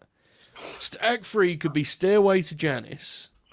Give it up, man. We're not. I'm trying for Bob. Look at Bob's demeanor. He wants to do the Abyss. Come on. All right, we'll just concede. Great entrance theme. I try my best, guys. Bobby, if we do Abyss, will you wear his mask and put yourself through thumbtacks? Yeah. Yes. Absolutely. I try All my right, best, guys. Who is Mojo McQueen? That's the last match that Abyss had. I have no idea. Okay, Yokozuna. We're gonna do Act 1, Kokina. Act 2, like WWF champion, pushed Yoko. And then Act 3 we'll do like 95 and beyond, right? That makes sense. We'll do an Owen tag and the wild card. That work for everyone? Yeah. Why not? Are we sure we have Bob? Are you okay? I am. Bob, be honest, Bob. All right, I'll be Yoko's okay. what it is. All right, mate. I do have a question from hours ago in the chat. Well, hold I on. wanted to ask. Yes? Abyss versus the Barbarian in 2018. Wow. Bob's still making sounds. Alex, I have a question here from 2 hours ago. Don't have an ad. And I don't know if you're aware of what this is referencing. It's an LNG towel.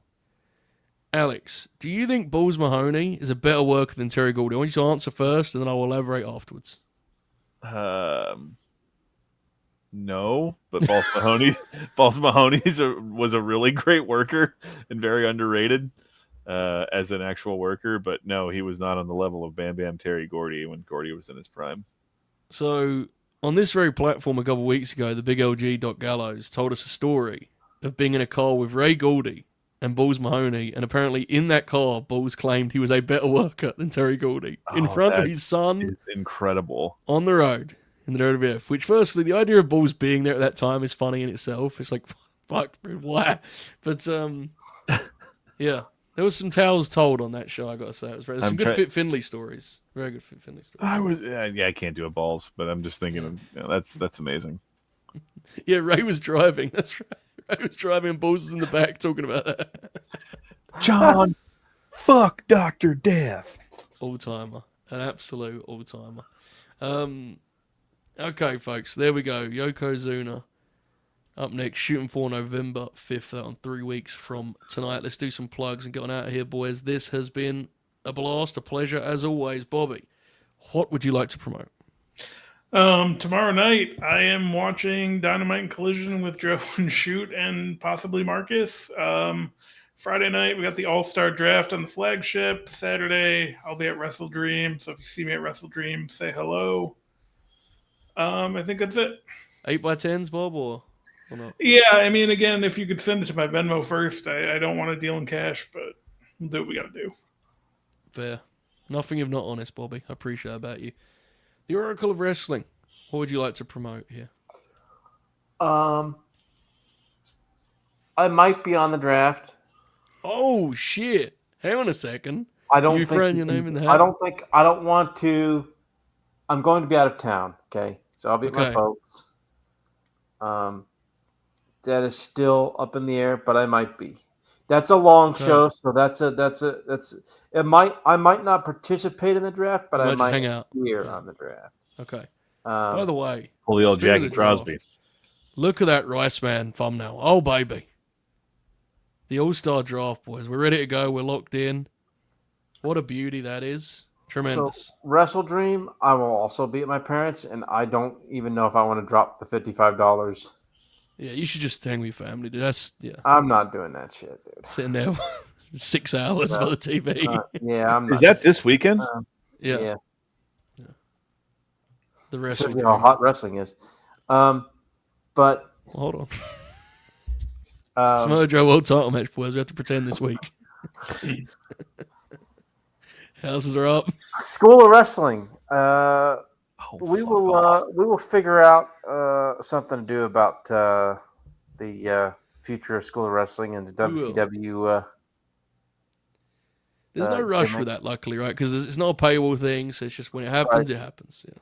Right. It will come to a computer screen or smart TV near you soon. True. And I have to say, if you haven't seen it already, check out the Crown Jewel Grin Along. We had a hell of a time, Oracle, I thought. Especially because we had no sleep, really, you and I. Yes. Let the young fella run the ropes for us. It was a good time. Really good time. I enjoyed that. Contrarian Alex, tell the people what's happening over at the Contrarians, brother. A lot. We've been doing a lot of bulk recording recently, but just today, I believe, or yesterday, our episode on Quantum Cowboys dropped, which is, Joe, have you ever heard of that movie? It's just from a few years ago.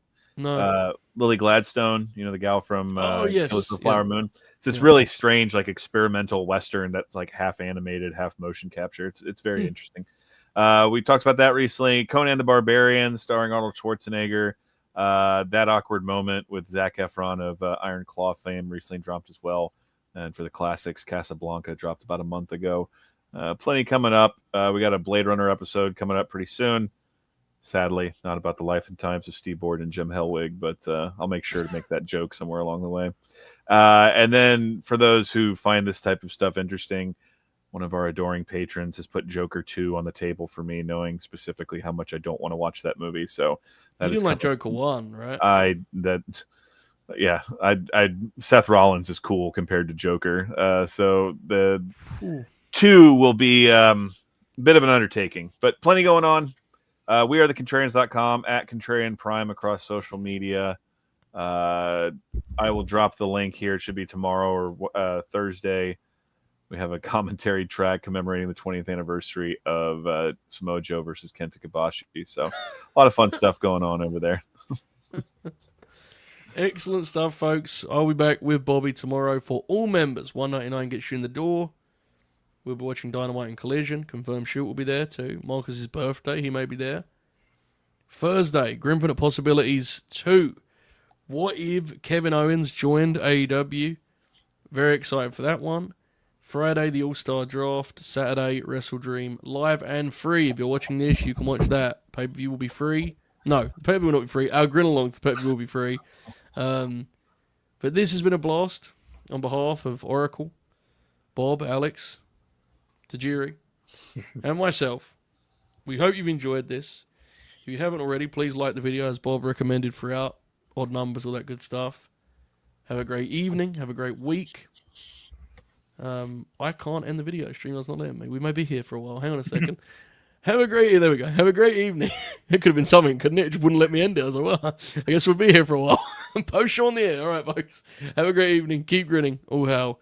Enjoy this outro. Goodbye.